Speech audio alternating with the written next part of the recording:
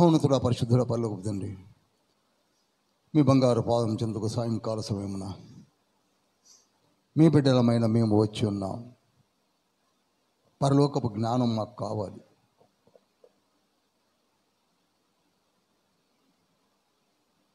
మా మనోనేత్రాలు వెలిగించబడాలి. యేసయ్యా, మీ సంచారం మాకు కావాలి.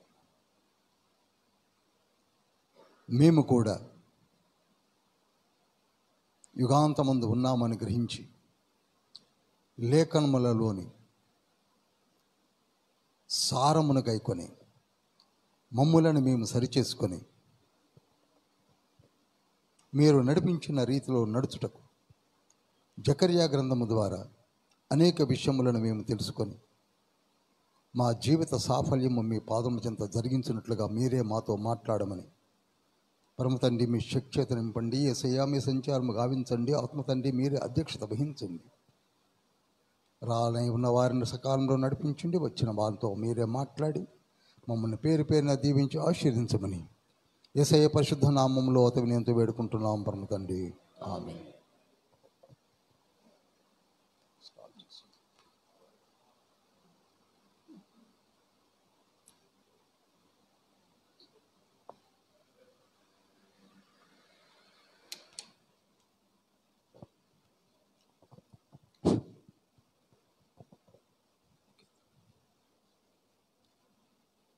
దయచేసి గమనించండి. శ్రేష్టమైనటువంటి వాక్య పఠనంలోనికి వెళుతున్నాం. ఈరోజు మీకు ఎక్కువగా 12, 14 అధ్యాయాలను ధ్యానించడానికి సిద్ధపడవలసిందిగా 12th and 14th చాప్టర్స్. ఇక నేను వెనుక జరిగిన వాటిని జ్ఞాపకము చేయను, రీక్యాప్ కూడా ఇవ్వను. ఎందుకనగా సమయము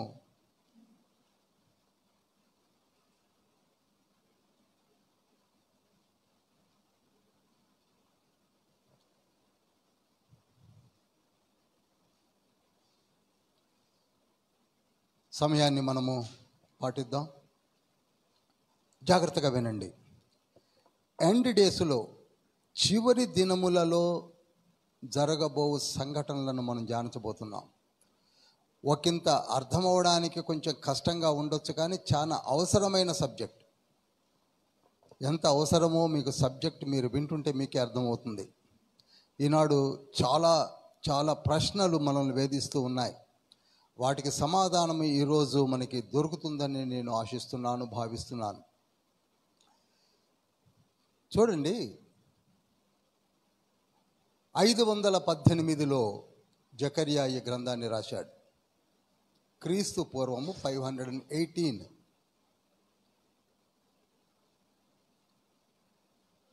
ఈయన అసలు వచ్చింది ఆలయం, ఆగిపోయిన ఆలయాన్ని కట్టించడానికి, ప్రాఫెసీ ఇచ్చేసి వారిని అందరినీ బలపరిచి కార్యము జరిగించడానికి వచ్చాడు. వచ్చి ఆశ్చర్యకర రీతిలో 1వ అధ్యాయం నుండి 8వ అధ్యాయం వరకు ఆలయానికి సంబంధించినటువంటి నడిపింపుతో నడిపించి 9వ అధ్యాయం నుండి 14వ అధ్యాయం వరకు రాబో సంఘటనలను రికార్డ్ చేశాడు. అనగా జరగబో సంఘటనలను రికార్డ్ చేశాడు.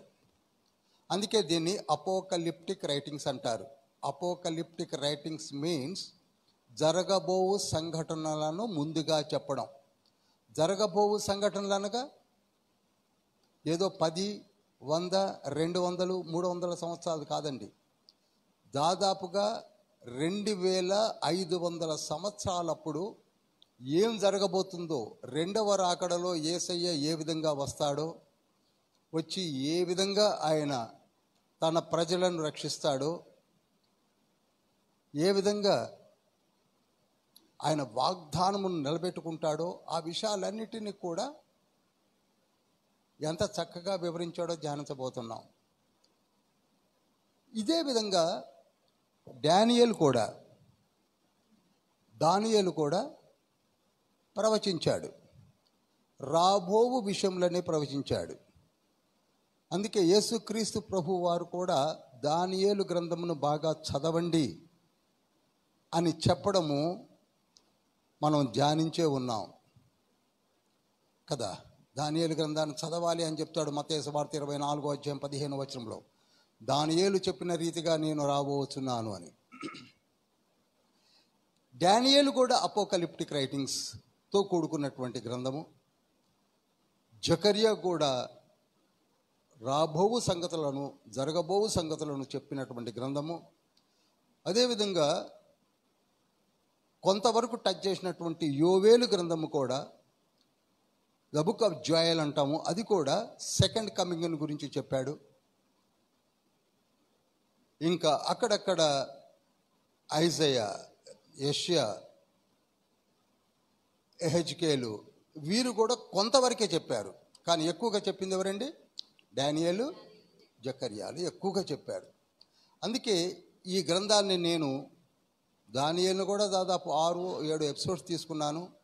అదేవిధంగా జకర్యాను కూడా 6 ఎపిసోడ్ నడుస్తుంది. నిజానికి మరి ఈ రోజు తండ్రి కంప్లీట్ చేస్తాడని అనుకుంటున్నాను, కంప్లీట్ చేస్తాడని అనుకుంటున్నాను. I wish and I hope that will be done. Hallelujah. నేను ఒకటే మాట అంటానండి, జకర్యా చేశాడులే అని అనుకోకండి. మనము జకర్యా లాంటి వాళ్ళము కాకూడదా? ఎప్పుడు నేను ఇదే ప్రశ్న వేస్తాను. నేను కూడా అదే అనుకుంటాను. మనము కూడా కారణ జన్ములమే కదా, జకర్యా లాగానే పుట్టిన వారం కదా, ఒక హన్నా లాగానే పుట్టిన వారం కదా, మరియ తల్లి వల్లే పుట్టిన వారమే కదా, హుల్దా వలే పుట్టిన వారమే కదా అని ఎందుకు అనుకోము, ఎందుకు కంపేర్ చేసుకోలేకపోతున్నామో నాకే అర్థం కాదు. నేను ఎప్పుడు అదే అనుకుంటూ ఉంటాను. ఈ 27 years ఈ ప్రీచింగ్స్లో నాకు వచ్చే తలంపులన్నీ ఇలానే ఉంటాయి. ఇదొక ఆశ్చర్యంగా ఉంటే ఇంకొక ఆశ్చర్యకరమైన విషయం చెప్తాను. మోషే ఈ మోషే 2500 సంవత్సరాలు వెనక్కి వెళ్ళి చెప్పాడు. జకర్యా ఏం చేశాడండి? 2005 years జరగబోవు సంగతులను చెప్తే, మోషే 2500 సంవత్సరాలు వెనక్కి వెళ్ళి చెప్పాడు. ఎంతసేపు మనం మోషే గురించి మేజర్ ప్రాఫెట్, ఆయన 40 సంవత్సరాలు నడిపించాడు, భార్య బిడ్డలను వదిలివేశాడు, ఆయన 12 సూచన క్రియలు చేశాడు అని ఏవో చెప్పుకుంటుంటాం. అసలైంది మర్చిపోయాం మనం.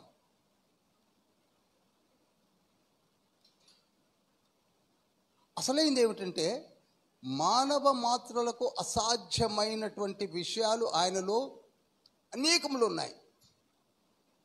మనం ఎంతసేపు ఇక్కడనే కోడిపెట్టలాగా తవ్వుకొని జీవిస్తున్నామే తప్ప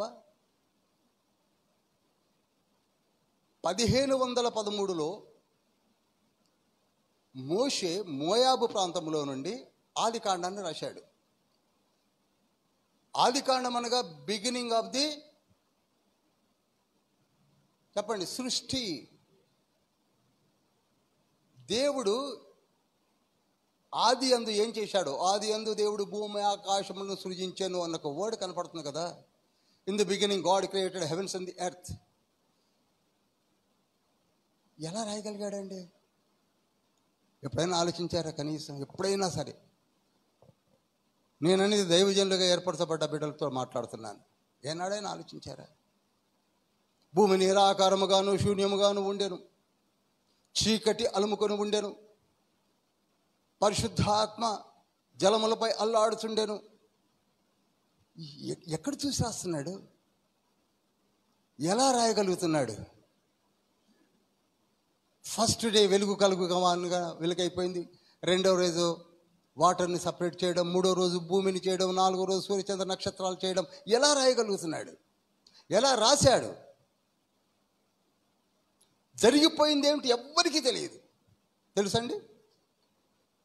నిజంగా మనము పెంటెట్యూక్ అంటారు. పెంటెట్యూక్ నేను బిగినింగ్లో చెప్పాను, మళ్ళీ జ్ఞాపకం చేస్తున్నాను. 5 పుస్తకాలని పెంటెట్యూక్ అంటారు, తోరా అంటారు. ఈ 5 పుస్తకాలని మోషే ఎలా రాశాడు ఇప్పటికీ నాకు అర్థం కాదు. సరే, హిస్టరీ రాసుకుంటూ వచ్చాడు, okay. But what happened? While writing Genesis? చెప్పండి. ఆదామును నిద్రపుచ్చి పక్కటెముకని తీసి అవ్వను తయారు చేయడం ఎలా చెప్పగలిగాడు? ఎలా రాయగలిగాడు? ఈడెన్ గార్డెన్ ఎలా వివరించగలిగాడు? జీవజల నదిని ఎలా వివరించగలిగాడు, వర్ణించగలిగాడు? పీషోను, గీహోను, యుద్ధకేలు, యూఫ్రటీస్ నదుల గురించి ఎలా రాయగలిగాడు? పేర్లు ఎలా చెప్పగలిగాడు? ఆలోచించండి. అంతటి సుసాధ్యమైన వ్యక్తులు మన మధ్యలో ఉండగా మనం ఎక్కడున్నాం? 2500 సంవత్సరాల క్రితము జరిగిన సంగతిని రాసిన మేజర్ ప్రాఫెట్ మోసెస్ అంటున్నాం. 2500 సంవత్సరాల తర్వాత జరగబోయే విషయాలు రాసిన జకర్యాని ఈరోజు ధ్యానిస్తున్నాం. మనం ఎక్కడున్నాం? కనీసం ఆ 2 బుక్స్ చదవడానికో టైం లేదు మనకి. విచారం అండి.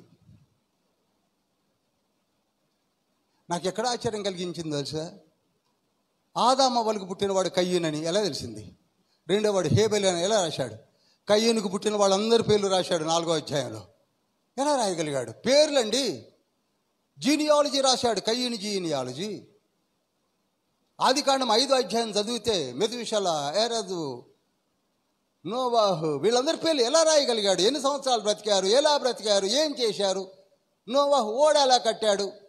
ఆయన పిల్లలు ఎంతమంది, ఎక్కడ స్కాటర్ అయ్యాడు? 10వ అధ్యాయం 11వ అధ్యాయం చదువుతుంటే మతులు పోతున్నాయి కదండి. ఎలా రాయగలిగాడు? ఈనాడు మనము మన ప్రవచనాలు ఎలా ఉంటాయి మీకు తెలుసు కదా. పుట్టబోయే పిల్ల, వీటిని చెప్పుకుంటూ తిరుగుతున్నాం. కష్టపడాలి. అందుకే 3 విషయాలు బైబిల్ స్టూడెంట్స్ నేర్చుకోవాల్సింది. First thing, read the Bible, number 1. Second, meditate the Bible. Third one, memorise the Bible. మళ్ళీ చెప్తున్నాను, చదువుట, మెడిటేట్ చేయడము, మెమరైజ్ చేయడము. మెడిటేషన్ మీన్స్ ధ్యానించుట, మెమరైజ్ మీన్స్ బై హార్ట్ చేసుకోవడం, తెలుగులో జ్ఞప్తికి తెచ్చుకోవడం లేదా బాగా చదవడం. ఈ 3 మనం చెయ్యం. అందుకే తండ్రి మర్చిపోకుండా కీర్తనకారుడు ద్వారా సామిస్ట్ సేస్ 1వ కీర్తన 1, 2, 3 వచనాల్లో చదవండి చదవండి చదవండి, దివారాత్రులు ధ్యానించువాడు ధన్యుడు అన్నాడు. అదేవిధంగా యెహోషువ గ్రంథము 1వ అధ్యాయము 7, 8, 9 వచనాల్లో కూడా యెహోషువ మెడిటేట్ చేయి, చదువు, ధ్యానించు, చెప్పు, భయపడకు. అదేవిధంగా ఎజ్రా శాస్త్రితో కూడా ఎజ్రా గ్రంథం 7వ అధ్యాయం 6వ వచనం 10వ వచనంలో కూడా ఏమంటున్నాడు? ఎజ్రా దివారాత్రములు చదివి బోధించుట యందు ఏమాత్రం అలసత్వము చూపనివాడు. ఈనాడు మనము కూడా అంతటి స్థితికి ఎదగాలని ఈ బైబిల్ స్టడీని కండక్ట్ చేస్తున్నాం. హల్లెలూయా. ఎదగాలి మనము. ఒకప్పుడు నేను మొట్టమొదటి 3 సంవత్సరాలు నాకేమి తెలియదండి. మూసేసిన రోజులు కూడా ఉన్నాయి అర్థం కాక. మీరేమి కన్ఫ్యూజ్ కాకండి. తండ్రి తెలియజేయడం మొదలు పెడితే అద్భుతంగా మీకు తెలుస్తుంది. Revolutions will come. కొందరు నావెల్ లాగా చదువుతారు. No no no no, it's not novel. ఇది నవల కాదండి. నేను 30 సార్లు చదివాను, 40 సార్లు చదివాను, కొందరు ఇంకా ఎన్నో ఎక్కువ సార్లు చదివాను చెప్తున్నారు. ఫైన్, ఇట్స్ ఫైన్, మంచిది. కానీ వేర్ ఇస్ ది రివల్యూషన్? కొందరైతే టెక్స్ట్ బుక్స్ లాగా అకాడమిక్ క్లాసెస్లో ఉంటాయి చూశారు, బుక్స్, ఫిజిక్స్, హిస్టరీ, కెమిస్ట్రీ అలా చదువుతూ ఉంటారు. నో నో నో, నీవు విజనరీ రీడింగ్ చేయి, then you will be known everything. ఇది హింట్ మాత్రమే, హింట్ మాత్రమే మీకు చెప్తున్నాను. మనలో చాలా వరకు ఒకప్పుడు నేను కూడా మామూలుగా చదివి మూసేశాను, చదవడం అర్థం కాదని. కానీ ఎప్పుడైతే నీవు విజనరీ రీడింగ్ చేస్తావో అనేక విషయాలు నీకు తెలుస్తుంటాయి. అనేక విషయాలు తండ్రి మనతో మాట్లాడడానికి ఇష్టపడతాడు. మోసెస్తో ఎందుకు? మోషే కొండ మీదకి ఎక్కి 40 దినాలు ఉపవాసం ఉండి 2 పలకలు పట్టుకొచ్చామని అనుకుంటున్నాం మనం. 2 పలకలు పట్టుకొని రావడం కాదు, చాలా విషయాలు తెలుసుకొని రాసుకొని వచ్చాడు. మనం ఎంతసేపు అంతటితో వదిలేసామంతే, ఏదో 2 పలకలు, ఆజ్ఞలు, కట్టడలు, విధులు, చాలా చాలా విషయాలు. అందుకే మోషే లాంటి ప్రవక్తగా ఆ తర్వాత కాలంలో ఎవరు ఎదగలేదని చెప్పచ్చు, ఖచ్చితంగా చెప్పచ్చు. ద్వితీయోపదేశకాండం 34:12 ఉంటుంది. అటువంటి ప్రాఫిట్ ఇక మనకు కనపడ్డు. ఆ రోజులలో అయితే ఎవరు లేరని చెప్పవచ్చు. కనుక మనం ఏం చేయాలండి? 3, read the Bible well and meditate the Bible well and memorize the Bible well. చదవండి. తండ్రి ఎందుకు 3 సంవత్సరాల నుంచి 39 పుస్తకాలని చెప్పిస్తున్నాడు? మనలో నుండి అద్భుతమైన దైవజనులు లేవాలి. నేను ఒకటి చెప్తున్నానండి, సరే ఇవన్నీ పక్కకు ఉంచండి. ఫస్ట్ మనకి బ్లెస్సింగ్స్ రావాలి, దీవెనలు రావాలి. మన పైకి, మన కుటుంబాల మీదకి దీవెనలు రావాలి. దీవెనలు రావాలి అంటే బైబిల్ చదవాలి. యెహెజ్కేలు గ్రంథము 34:26 ఉంటుంది. Shower of blessings will come upon you. Shower of blessings. కనుక నువ్వు చదవాలి, మెడిటేట్ చేయాలి. మనం దాదాపు చాలా విషయాలు నాకంటే ఎక్కువగా చెప్పేవాళ్ళు మన మధ్యలో ఉన్నారు. ఎందుకనగా ఆల్మోస్ట్ ఆల్ నోటికి వచ్చేసింది. అనగా మెడిటేషన్ జరుగుతుంది, but memorisation and simultaneously visionary reading is much more important. నేను మీకు తెలియజెప్పాను, ఇది ఉపోద్ఘాతం మాత్రమే. సబ్జెక్ట్లోకి వెళుతున్నాను. ఒక మోషే కాదు, ఒక యెషయా కాదు, ఒక యెహెజ్కేలు కాదు, ఒక డానియేల్ కాదు, ఒక జకర్యా కాదు, నీవు నేను కూడా విజయుడవై తండ్రి నిన్ను కూడా అద్భుతమైన రీతిలో వాడుకోవాలి. ఇప్పుడు చూడండి, అకాడమిక్ స్టూడెంట్స్ మన మధ్యలో ఉన్నారు. They are reading and studying still. College పిల్లలు ఉన్నారు మన మధ్యలో. మరి వాళ్ళకి ఆ మెమరీ కావాలి. ఎవరిస్తారు memory? God will give you memory. ప్రతి దాంట్లో తలగా ఉంచుతానని చెప్పిన తండ్రి మనల్ని తలగా ఉంచాలంటే రీడ్ ది బైబిల్ వెల్. చిన్ననాటి నుండే బిడ్డలకు బైబిల్ని చదవడం నేర్పండి. ఆ అలవాటుతో ఎదుగుతారు. ఇప్పుడు జకర్యా గ్రంథము 12 వస్తున్నాను. 12:2 నేను యెరూషలేమును చుట్టూ ఉన్న జనులకందరికీ మత్తు పుట్టించు పాత్రగా చేయబోచున్నాను. శత్రువులు యెరూషలేమునకు ముట్టడి వేయగా అది యూదా మీదికిని వచ్చును. ఆ దినమందు నేను యెరూషలేమును సమస్తమైన జనులకు బరువైన రాయిగా చేతును. దానిని ఎత్తి మోయువారందరూ మిక్కిలి గాయపడుదురు.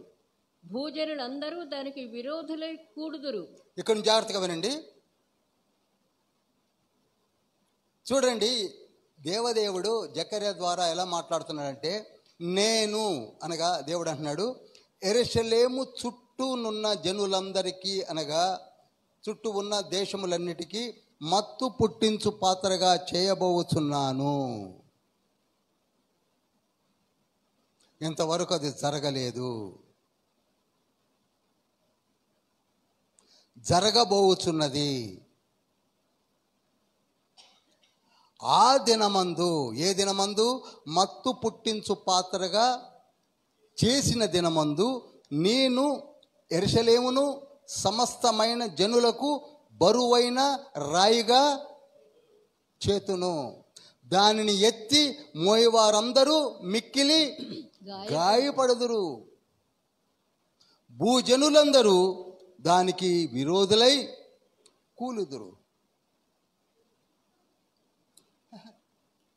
ఇంతవరకు అది జరగలేదు. ఏ యెరూషలేమైతే ఇప్పుడు భూమికి మధ్య ప్రాంతంలో ఉన్నదో, in the midst of the globe, ఆ యెరూషలేమును చూసి అన్ని దేశాలు కూడా మత్తిల్లుతారట. అక్కడున్న సంపదను చూసి, అక్కడున్న వైభవాన్ని చూసి. అప్పుడు అందరూ కూడా యెరూషలేము మీదకి యుద్ధానికి వస్తారు అని తండ్రి 4వ అధ్యాయంలోనే చెప్పాడు. తర్వాత చూడండి 4వ వచనము. ఇదే యెహోవా వాక్కు.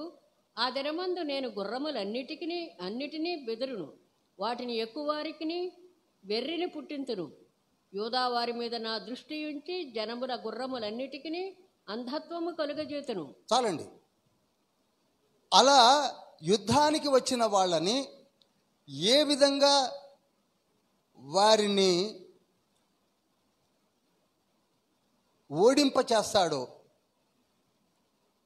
ఏ విధంగా వాళ్ళు ఓడిపోతారో, ఏ విధంగా వారు మసైపోతారో, మాడిపోతారో కూడా వివరిస్తున్నాడు. రావడము జరగలేదు, రావడం జరిగిన తర్వాత ఏ విధంగా వాళ్ళని తిప్పి కొడతానో కూడా చెప్తున్నాడు. ఎంత ఆశ్చర్యం అండి! 2500 years తర్వాత జరగబోవు సంఘటన, వారు వచ్చినప్పుడు ఏ విధంగా నేను వారిని శిక్షిస్తాను, వారితో యుద్ధం చేస్తాను కూడా ఇక్కడ లిఖింపజేశాడు. జాగ్రత్తగా ఆలోచిస్తే ఆశ్చర్యం కలగటం లేదు. ఏ విధంగానంటే 14వ అధ్యాయము జకర్యా గ్రంథమే 12వ వచనం చదువుదాం.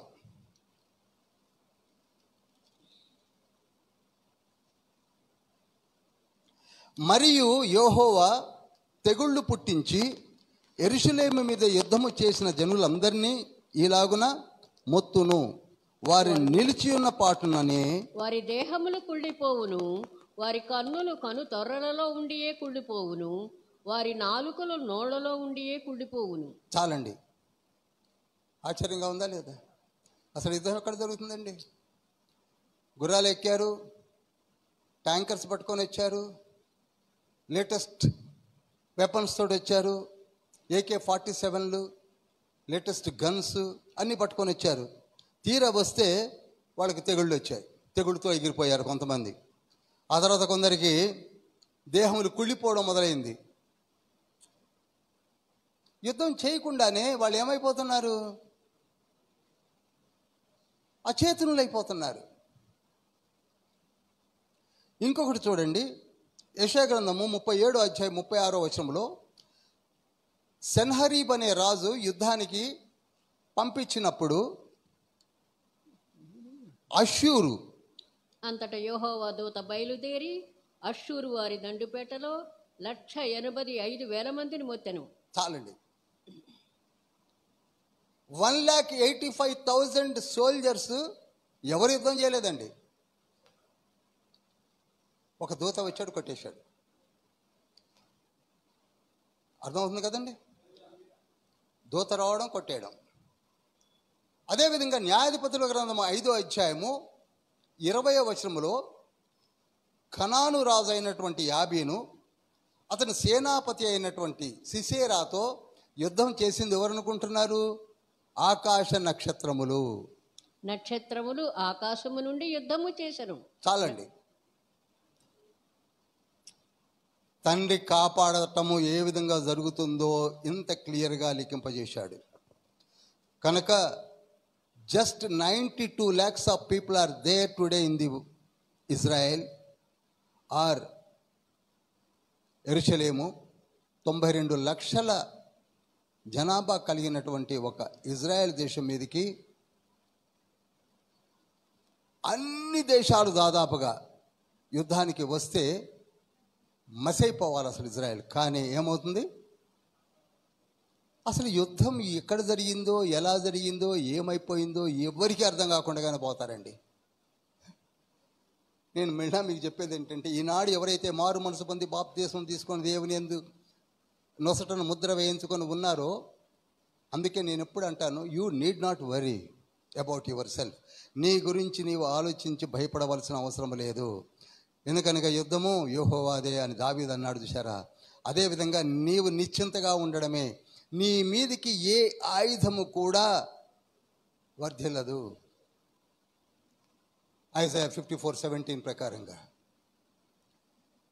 యెషయా 54:17 ప్రకారంగా 14 నుంచి 17 వరకు మనము భయపడవలసిన అవసరం, భయపడవలసింది ఒకే ఒక చాట, నేను మారు మనసు పొందానా, బాప్తిస్మం తీసుకున్నానా లేదా, అంతవరకే.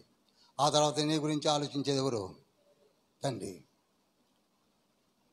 నీకు నిశ్చింత అయిన జీవితం కావాలంటే సిద్ధపడి ఉండు, సిద్ధపడు. మొన్న ఈ మధ్యనే మన దగ్గర ఒక 5 persons they have enrolled their names in the book of lamb. 5 ధన్యజీవులు పరలోక రాజ్యములోనికి వారసత్వాన్ని పొందుకున్నారు. Hallelujah. They need not worry about anything. ఇది సత్యం అండి. దానికి సజీవ సాక్ష్యం నేనే. మీ మీదకి ఏ ఆయుధము రాదు. వచ్చింది ఎలా పోతుందో అదే మీకు కూడా అర్థం కాదు. వెళ్ళిపోతాయి అంతే. నీకేం కావాలో చూసుకునే తండ్రి ఎప్పుడు మనం చూసుకుంటూనే ఉంటాడు. యుద్ధమే రాని. అందుకే ఇజ్రాయేలీలో ఈనాటికి కూడా ఎందుకు ఏమీ కావడం లేదనగా తండ్రి చేసిన నిబంధనతో కూడిన వాగ్దానం ఉన్నది కనుక. అబ్రహాము, ఇసాకు, యాకోబుల దేవ, మోషే, యెహోషువ నడిపించిన తండ్రి వారిని కాపాడుతూ ఉన్నాడు. హల్లెలూయా, హల్లెలూయా. అందుకే జకర్యా గ్రంథము 8వ అధ్యాయము 2-3 వచనాలు చదవాలి. సైన్యములకు అధిపతి యెహోవా ఆజ్ఞ ఇచ్చినదేమనగా, మిగుల ఆసక్తితో నేను సియోను విషయమందు రోషము వహించి ఉన్నాను. చూడండి, మిగుల ఆసక్తితో నేను సియోని విషయమందు రోషము వహించి ఉన్నాను. బహు రౌద్రము గలవాడనై దాని విషయమందు నేను రోషము వహించి ఉన్నాను.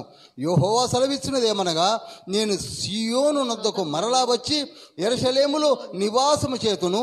సత్యమును అనుసరించు పురమనియు సైన్యములకు అధిపతి యెహోవా పరిశుద్ధ పర్వతమనియు పేర్లు పెట్టబడును. Very clear. నేనే వచ్చి అక్కడ ఉంటాను. ఎవరు ముట్టుకుంటారో ముట్టుకోమను. నేను అక్కడ ఉంటాను. ఎప్పుడైతే నీవు మారు మనసు పొంది బాప్తీసం తీసుకున్నావో నిన్ను ఎత్తుకొని ఉంటున్నాడు యేసయ్య. ఇది చాలామంది తెలుసుకోలేకపోతున్నారు. మనం ఎత్తుకొని ఉంటాడు యేసయ్య, చిన్నపిల్లల్ని ఎత్తుకున్నట్టుగా. యెషయా గ్రంథం 66వ అధ్యాయం 12వ వచనం 7వ లైన్లో ఉంటుంది. నిన్ను ఎత్తుకుంటాడు. యెషయా గ్రంథం 49వ అధ్యాయం 15వ వచనంలో ఉంటుంది. ఎత్తుకుంటాడు. కన్న తల్లి ఎత్తుకున్నట్టుగా ఎత్తుకుంటాడు. నిన్ను ముట్టుకొనియాడు. నేను ఎత్తుకొని ఉన్న బిడ్డని ఎవరు ముట్టుకోగలరు? వీటన్నిటిని మనం చాలా అలవోకగా తీసుకుంటున్నాం. నేను ఉదయాన్నే లెగిస్తే ఇదే అనుకుంటానండి, మరణమా, మరణం గురించి. నేను ఎప్పుడో ఎగిరిపోవాలి, మీకు ఎన్నోసార్లు చెప్పాను.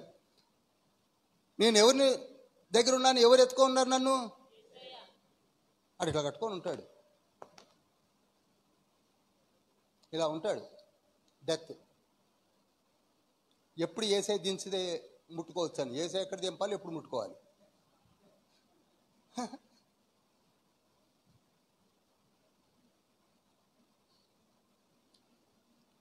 యెషయా గ్రంథము 62వ అధ్యాయం 6వ వచనం దయచేసి నోట్ చేయండి, చదవండి.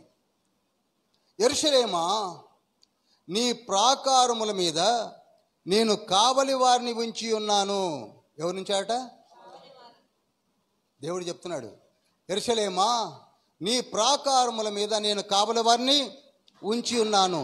రేయైనా పగలైనా మౌనముగా. అది హల్లెలూయా. ఇవేదో కేవలం చదువుకొని కాదు. You should have that belief. నేను మళ్ళా చెప్తున్నాను, ఎవరికైనా కొంచెం ప్రాబ్లమ్స్ ఉండొచ్చు. నాకు హార్ట్ ప్రాబ్లం ఉంది, కొందరికి లంగ్ ప్రాబ్లం ఉండొచ్చు, కొందరు ఏయో ప్రాబ్లమ్స్ ఉండొచ్చు, కిడ్నీ ప్రాబ్లం ఉండొచ్చు, క్యాన్సర్ ప్రాబ్లం ఉండొచ్చు. But you should have faith upon Jesus. Yesayya మీద లక్ష్యం ఉంచండి. డాక్టర్ చెప్పింది కరెక్టే కావచ్చు, కానీ డాక్టర్ని సైతము, డాక్టర్ రాసిన రిపోర్ట్ని సైతం తిరగా రాయగలిగిన తండ్రి మనకున్నాడు. ఆయనే యేసయ్య.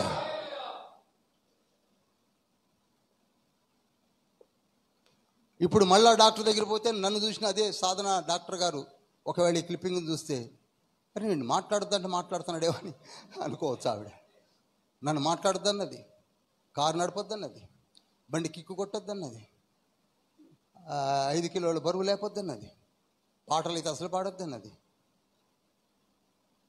అన్నీ ఎగ్నెస్ట్గా బండి నడుపుతున్నాను, కారు నడుపుతున్నాను. ఎవరు చేస్తున్నారు? హల్లెలూయా. మీకు నేను ఎందుకు ధైర్యం చెప్తున్నానంటే, ఫర్గెట్ మోజెస్, ఫర్గెట్ జకర్యా.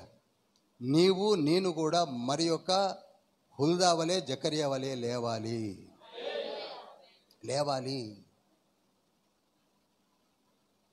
మనం అందరం పరలోక రాజ్యంలో ఒక పండుగ జరిగించుకోవాలి. హల్లెలూయా. ఒకసారి ఇవన్నీ యుద్ధానికి వస్తున్నాయి. ఇప్పుడు యుద్ధం గురించి చెప్పబోతున్నాను. ఇవన్నీ యుద్ధానికి వస్తున్నాయి.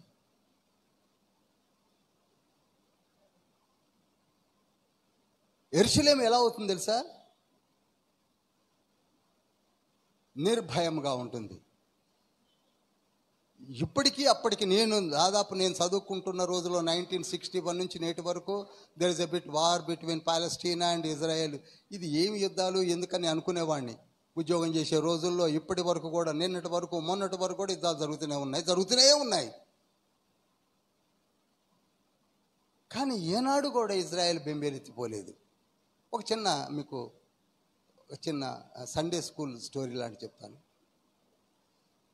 ఒకసారి ఏనుగు అడవిలో నడుస్తుంటే ఒక 2 గండు చీమలు చచ్చిపోయాయట. రాణి చీమ, రాజు చీమ 2 జాయింట్గా నడిచిపోతుంటే ఏనుగు కాలు పడ్డది. ఏనుగు ఏడ చూద్దండి, చీమను సైతం చూద్దా, చచ్చిపోయాయి. ఈ రిపోర్ట్ చీమలకు అంది. వెంటనే చీమలన్నీ కూడా వాటి యొక్క వెపన్స్ తోటి బయలుదేరాయి.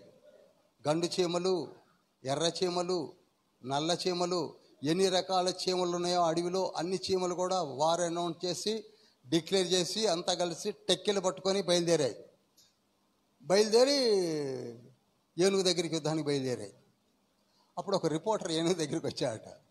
వచ్చి, ఏమండి మీ ఎదురుగా ఏంటి అన్ని చీమలు వచ్చాయంటే, అదే నాకు అర్థం కావట్లేదు, ఏదో జరిగినట్టు ఉంది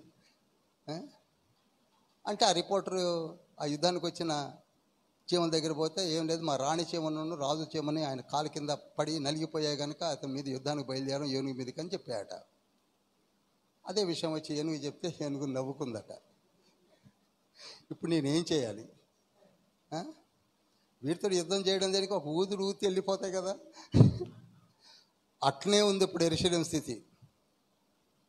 యెరూషలేము స్థితి ఎలా ఉందనుకుంటున్నారు? చప్పట్లు కొట్టి మహిమపరచండి. Let thy come. లేకపోతే ఏం ధైర్యం అండి? అటు పోయి సిరియానికి వెళ్ళాడు మొన్ననే, ఇటు పోయి హమస్కి వెళ్ళాడు మొన్ననే, ఇటు పోయి ఇరాన్కి వెళ్ళాడు మొన్ననే. ఇప్పుడు ఏం చేస్తున్నాడు? లెబనాన్కి వెళ్తున్నాడు. మన ఈ మధ్యన పీస్ టాక్ ఏర్పడింది లెబనాన్ తోటి. లెబనాను భయపడింది ఒకసారి, వామ్మో ఇతను వస్తే మొత్తం కొట్టేస్తాడని. ఏంటి ఆ ధైర్యం? ఉన్నది ఎంత? 92 లక్షల జనాభా.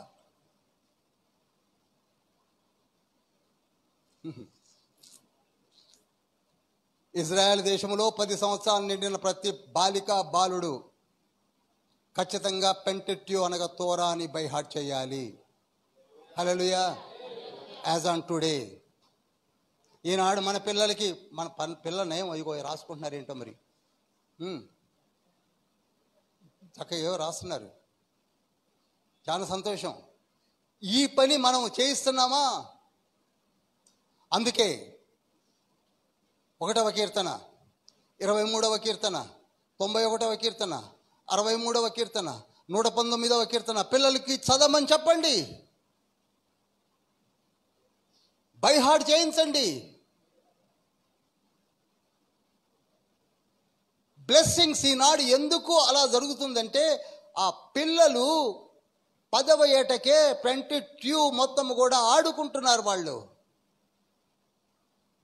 మనకే తెలియదు. ఇప్పుడు హబక్కుకు తీయమంటే అది కొత్త నిబంధన, పాత నిబంధన ఏమంటారు,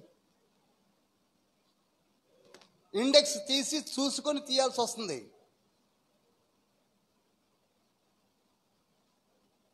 అసలు యుద్ధానికి కారణం ఏమిటో లాస్ట్ టైమే చెప్పాను నేను. దేనికండి యుద్ధానికి కారణం ఏమిటి? లాస్ట్ టైం చెప్పాను, మళ్ళీ రిపీట్ చేయను, టైం వెళ్ళిపోతుంది కనుక, రన్ అవుతుంది కనుక. దేనికనగా దేవుని దీవెనలు ఇస్సాకు ప్రాఫెసీ ద్వారా. ఇస్సాకు ప్రాఫెసీ ఆదికాండం 27-28 నోట్ చేసుకోండి. యాకోబు, నీవు ఉండు ప్రదేశంపై నేను మంచు వలె ఆశీర్వాదాలు కుమ్మరిస్తా అన్నాడు. ఆ తర్వాత అదే యాకోబు ఆదికాండం 49వ అధ్యాయము 20వ వచనంలో కూడా ఆషేరు నీ యొద్ద శ్రేష్టమైన ఆహారము దొరుకును అన్నాడు. అదే మోజెస్ కూడా ద్వితీయోపదేశ కాండము 33వ అధ్యాయం 24వ వచనంలో ఆషేరు తన పాదములను తైలములో ముంచుకొను అని చెప్పాడు. ఈ 3 ప్రాఫెసీస్ నెరవేర్చబడబోతున్నవి. ఒకటి ఇస్సాకు ప్రాఫెసీ, 2 యాకోబు ప్రాఫెసీ, 3 దైవజనుడైన మోసెస్ ప్రాఫెసీ. ఇది లాస్ట్ టైమే చెప్పాను. యాండీ సెరిల్ అనే చీఫ్ జియాలజిస్ట్ ఆయన డ్రిల్స్ వేసి మృత సముద్రముల్లో నూనె గనులు బావులు కలవని చెప్పాడు. కనుక ఇప్పుడు అక్కడ నూనె బావులు రాబోతున్నవి. అర్థమైన ఒకసారి చప్పట్లు కొట్టండి.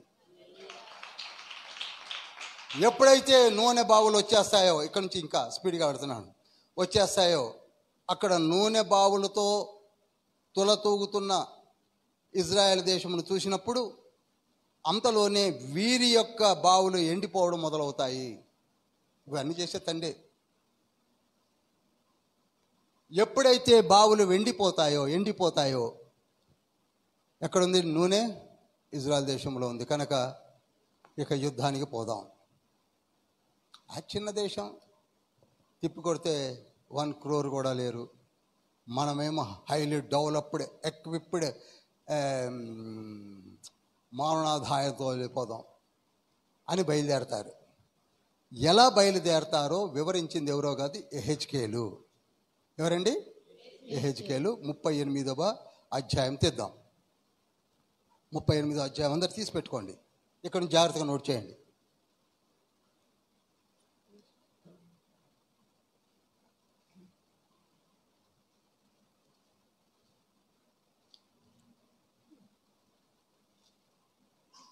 ముప్పై 38వ అధ్యాయము 2వ వచనము. నరపుత్రుడా, మాగోగు దేశపు వాడగు గోగు అనగా రోషునకు మెషకునకు తుబాలునకును అధిపతి అయిన వాని చుట్టూ అభిముఖుడవై అతని గూర్చి ఈ మాట ఎత్తి ప్రవచింపు. చాలండి. ఇప్పుడు నూనె బావుల కొరకు బయలుదేరే దేశాల పేర్లు చెప్తున్నాను, నోట్ చేసుకోండి, తర్వాత మీకు దొరకడం కష్టం. గోగు మాగోగులు రష్యా సంయుక్త రాష్ట్రాల్లో భాగాలు. రష్యా అని రాసుకోవచ్చు బ్రాకెట్లో. గోగు మాగోగులు. రోషునకు అనగా రష్యా, డైరెక్ట్ అయినా మెన్షన్ చేశాడు. మెషకునకు అనగా మాస్కో, డైరెక్ట్గానే మెన్షన్ చేశాడు. తుబాలునకు అనగా టర్కీ పై ప్రాంతము. నోట్ చేయండి, నార్త్ పార్ట్ ఆఫ్ టర్కీ అని నోట్ చేసుకోవచ్చు. ఇప్పుడు మీకు ఆశ్చర్యం చూసారా? టర్కీకి రష్యాకి అసలు పడి చావట్లా. మొన్నటిదాకా యుద్ధాలు జరిగాయి కదండి. ఇప్పుడు టర్కీ ఏం చేయబోతుంది? వాళ్ళతో కలవబోతుంది. అది టర్కీ ఎంతసేపు రష్యాను చూసి భయపడదే, కానీ ఇప్పుడు కలవబోతుంది. ఆ తర్వాత చూడండి, ఇక అక్కడ ఆగుదాం అమ్మా. ఆగి 5వ వచనంలోకి వద్దాం, ఎందుకంటే టైం తక్కువగా ఉంది కనుక. నీతో కూడిన పారసీక దేశపు చూసారా? నీతో కూడిన అంటే వీళ్ళతో పాటు కూడిన వాళ్ళు ఎవరంటే పారసీక దేశపు వారు. పారసీక దేశపు వారు అనగా ఇరాన్. నోట్ చేయండి, ఎవరండి? ఇరాన్. ఎంతమంది వస్తున్నారు చూడండి. ఇరాన్ వస్తున్నారు. ఆ తర్వాత చూడండి, కూషీయులు అనగా ఈజిప్ట్. కూషీయులు అనగా ఈజిప్ట్ వస్తుంది. ఆ తర్వాత పూతువారంటే లిబియా, ఆఫ్రికా ఖండంలో ఉన్నటువంటి ఒక దేశము లిబియా. ఆ తర్వాత గోమెరు అనగా జర్మనీ. జర్మనీ. మీకు డౌట్ రావచ్చు, మొన్నటిదాకా జర్మనీ 2 భాగాలుగా ఉంది, ఈస్ట్ వెస్ట్ జర్మనీ. వాడిద్దరి మధ్యలో బెర్లిన్ గోడ కూడా ఉండే. చూడండి, ప్రభువు వచ్చే నాటికి ఆ గోడ కూడా తీసి పారేశారు. ఇప్పుడు జర్మనీ ఒకటే అయింది. ఆ ఒకటి కూడా ఎవరిలో కలవబోతుంది? రష్యన్ టీంలో కలవబోతుంది. ఆయిల్ వెల్స్ కొరకు జర్మనీ కూడా రాబోతుంది. తర్వాత తొగర్మాయున్ అనగా తుర్కిస్తాన్. నోట్ చేయండి, అది కూడా టర్కీకి దగ్గరలోనే ఉంటుంది. తుర్కిస్తాన్. వీళ్ళందరూ కలిసి వస్తున్నారండి. అయ్యా సంఘమా, వీళ్ళందరూ కలిసి వస్తున్నారు. వీళ్ళందరూ కలిసి వస్తున్నారు యుద్ధానికి.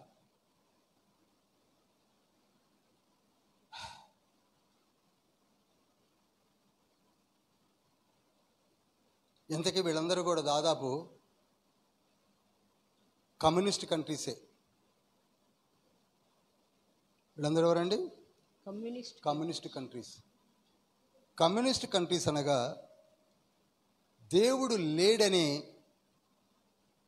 ఒక, ఏమన్నానో నాకు మాటలు రావట్లా, దేవుడు లేడు అనే ఒక గుంపు.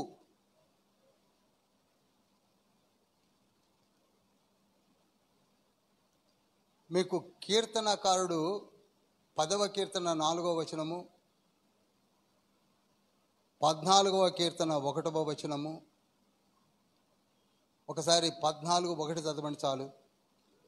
దేవుడు లేడని బుద్ధిహీనులు తమ హృదయములో అనుకుందురు. చూడండి, దేవుడు లేడని బుద్ధిహీనులు తమ హృదయములో అనుకొందురు. చూసారా? ఈ బ్యాచ్ అండి వీళ్ళంతా. ఈ బ్యాచ్. దేవుడు లేడనే ఒక బ్యాచ్ ఉందే, ఆ బ్యాచ్లో నుంచి వచ్చిన దేశాలే ఇవి. ఎక్కువగా దేవుడు లేడనే వాళ్ళతో పాటు కొందరు వీళ్ళు కూడా కలిశారు. కమ్యూనిస్టులతోటి అసలు ముస్లిం కంట్రీస్ కలవు. ఇరాన్ రష్యాకి చాలా వ్యతిరేకం యాజ్ ఆన్ టుడే. కానీ ఇరాన్ పోయి అందులో ఆ బ్యాచ్లో కలవబోతుంది. ఇరాన్ అమెరికాకి చాలా సత్సంబంధాలు కలిగినటువంటి దేశం. అమెరికా నుంచి విడిపోయి అందులో కలవబోతుంది. చూడండి ఎలా చెప్పగలిగాడండి ఇవన్నీ. ఆలోచించండి. 2500 సంవత్సరాలకి అసలు అప్పటికే ఈ దేశాలు కొన్ని పుట్టలా, కానీ పుట్టి వాటి యొక్క మనస్తత్వాలు కూడా మారిపోయి ఏ విధంగా కలిసి వస్తారో చెప్పుతున్నటువంటి ఈ విషయాలు చదువుతున్నప్పుడు ఎంత ఆశ్చర్యంగా ఉందో బా, చెప్పడానికే వీల్లేదు. వీళ్ళందరూ కలిసి వస్తారు, కలిసి యుద్ధానికి వస్తారు. యుద్ధానికి వచ్చినప్పుడు తండ్రి వారిని ఏం చేయబోతున్నాడో ఇప్పుడు మనం చదవబోతున్నాం. ఏం చేయబోతున్నాడో చూడండి. 38వ అధ్యాయము 16వ వచనములో, మేఘము భూమిని కమ్మినట్లు ఇశ్రాయేలుకు నా జనుల మీద పడుదరు. అంత్యదినములందు అది సంభవించును. అన్యజనులు నన్ను తెలుసుకున్నట్లు నిన్ను బట్టి వారి ఎదుట నేను పరిశుద్ధపరచుకుని సమయమున గోగు నేను నా దేశము మీదకి నిన్ను రప్పించేదను. చూసారా? గోగును రప్పించి వాళ్ళను కొట్టించి మళ్ళీ లేవకుండా చేస్తాడు. అనగా ఈ కమ్యూనిస్ట్ కంట్రీస్ తోటి కొన్ని దేశాలు కలిసి, అరబ్ కంట్రీస్ కూడా కలిసి వచ్చి ఇజ్రాయెల్ దేశం మీద యుద్ధానికి బయలుదేరే సంభవాలను మనం ధ్యానిస్తున్నాం. అర్థమవుతుందండి? అయితే కొన్ని దేశాలు ఏం చేస్తాయో కూడా లిఖింపేజ్ చేశాడు చూడండి. కొన్ని దేశాలు ఏమంటాయో 13వ వచనం చూడండి. అలా వారు యుద్ధానికి వచ్చినప్పుడు షబావారును చూడండి, వినండి. షబావారు అనగా సౌత్ అరేబియా వారు. నోట్ చేసుకోండి ఇది. షబావారు అంటే సౌత్ అరేబియా వారు యుద్ధానికి రారు, వాళ్ళు కలవరు ఇందులో. తర్వాత దదాను వారు అనగా పర్షియన్ గల్ఫ్ దగ్గర ఉన్నటువంటి దేశం. దదాను వారు నార్త్ వెస్ట్ పర్షియన్ గల్ఫ్ అని చెప్పవచ్చు, వారు రారు. తర్వాత తర్షీసు అనగా స్పెయిన్ కానీ ఇంగ్లాండ్ కానీ వారితో కలవదు. మళ్ళీ చెప్తాను. షబావారు అనగా చెప్పండి. Very good. దదాను వారు అనగా పర్షియన్. Very good.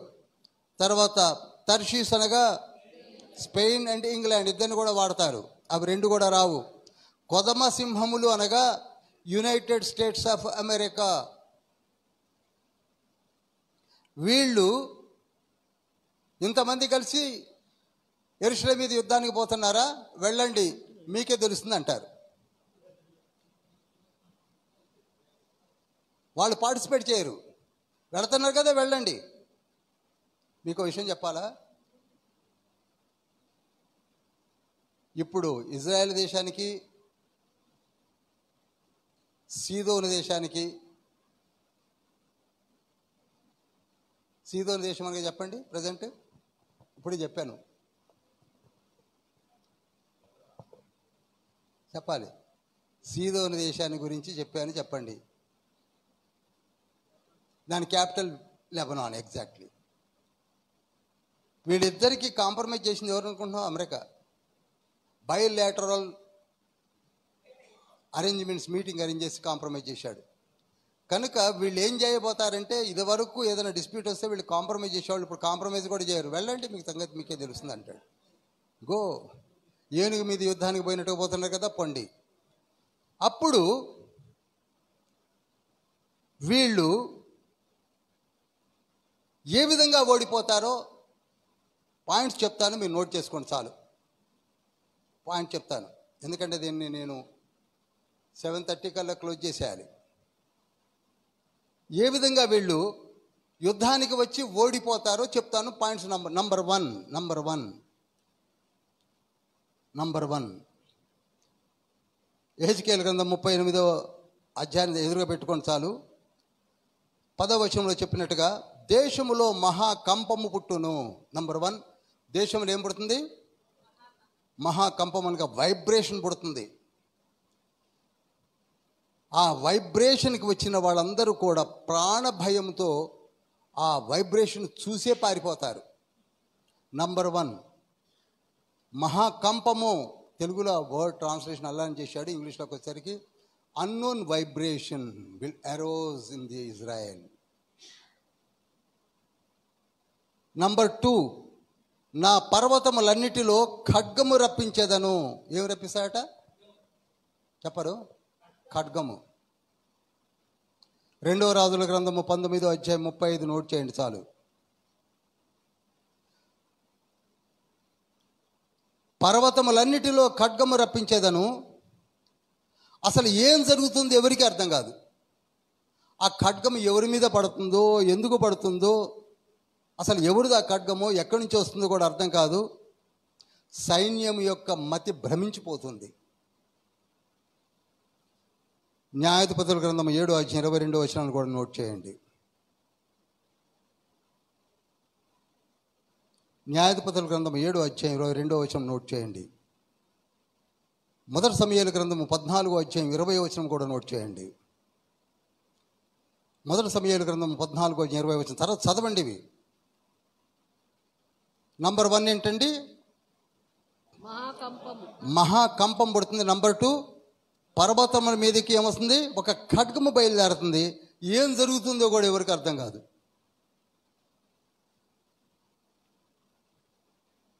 ఈనాడు కమ్యూనిస్ట్ కంట్రీస్ మీకు తెలుసు కదా, రష్యా, చైనా, కొరియా,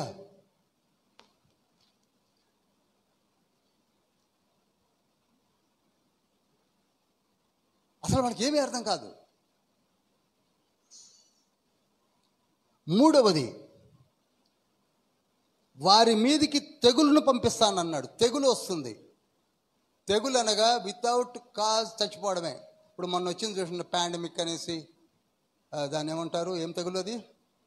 కరోనా తెగులు. ఏ ఆయుధాలు పట్టుకొచ్చారో వాటిని వాడకుండానే చచ్చిపోతారు.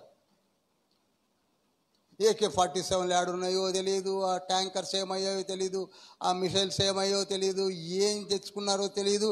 అవన్నీ తెలియకుండానే వైపరీత్యమైన తెగులుతో శరీర అవయవాలు స్థానాలు తప్పి కుప్పగా కుళ్ళిపోయి చచ్చిపోతారు. అనేకులు మరణిస్తారు. 4వ పాయింట్, ఆ రోజున, ఏ రోజున? వాళ్ళు యుద్ధానికి వచ్చిన రోజున ప్రచండమైన వర్షమును కురిపిస్తాడు. ఇదేదో నేను సొంతంగా చెప్పడం కాదండి, ఇప్పుడు చదివిస్తాను మీకు. ప్రచండమైన వాన. ఇప్పుడు ఇందాకనే ఒక 15-20 నిమిషాల క్రితం వర్షం పడ్డప్పుడు మేమందరం ఫోన్లో మాట్లాడుకున్నాం, ఏమండి ఆపుదామా నడుపుదామా 15 నిమిషాల వర్షానికి. కానీ అక్కడ ప్రచండమైన వర్షంతో అసలు వాళ్ళు ఏం చేస్తున్నారో, ఏ యుద్ధమో ఏమిటో అర్థం కాదు. తర్వాత 5వ పాయింట్ ఏమిటనగా పెద్ద పెద్ద వడగళ్ళు కురిపిస్తున్నాడు.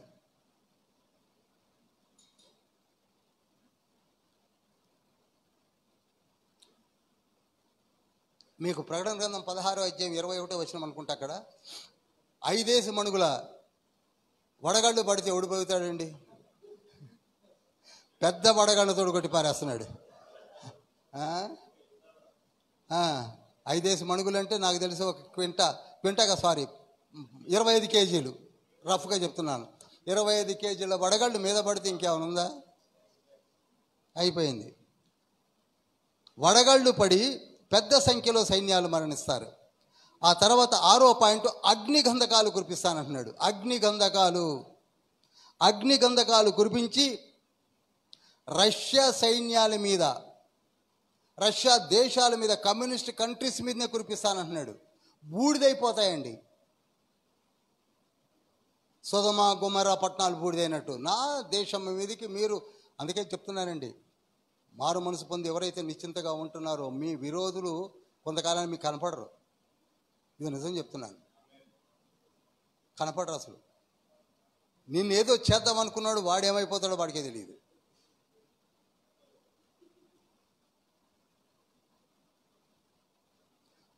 ఈ యుద్ధంలో అందరూ చనిపోతే ప్రపంచమంతటా కూడా భీతి, భయము, దిక్కుతోచని స్థితి.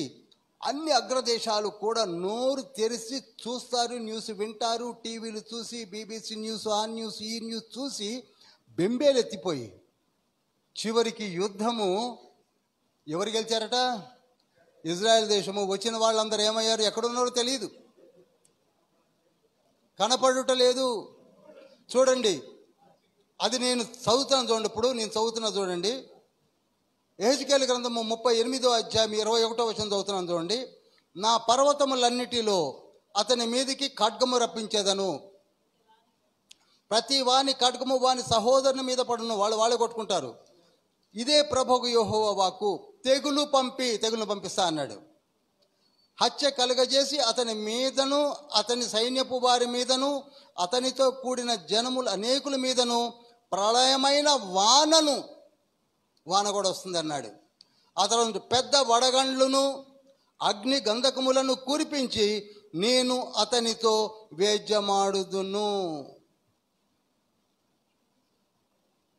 ఇక ఎలాగూ మనోడు యుద్ధానికి పోయారు, గెలిచేసి మొత్తం ఆయిలంతా పట్టుకొస్తారనుకున్న వారికి 39వ అధ్యాయం 6వ వచనం చూడండి. 39:6 నేను మాగోగు మీదకిని ద్వీపములలో నిర్విచారముగా నివసించు వారి మీదకిని అగ్ని పంపెదను, అప్పుడు నేను యెహోవానై ఉన్నానని వారు తెలుసుకొందురు.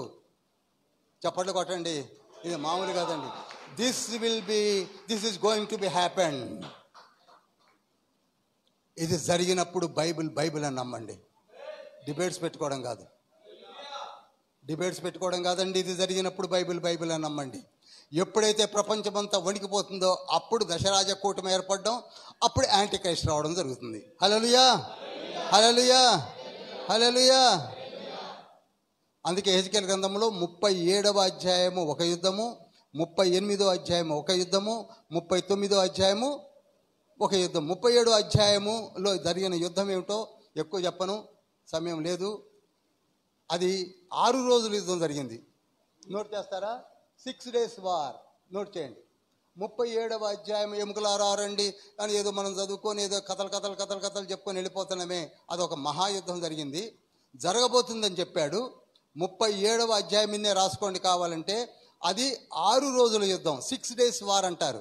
6 days వార్లో జూన్ 5వ తారీఖు నుండి జూన్ 10వ తారీఖు వరకు 1967లో యుద్ధం జరిగింది. ఎప్పుడండి? 1967 June 5th to June 6 రోజుల యుద్ధం. 6 days వార్ అంటారు. ఇది నేను విన్నాను. అప్పుడు నేను రామగుండంలో పనిచేస్తున్నాను యాజ్ ఎ క్లార్క్.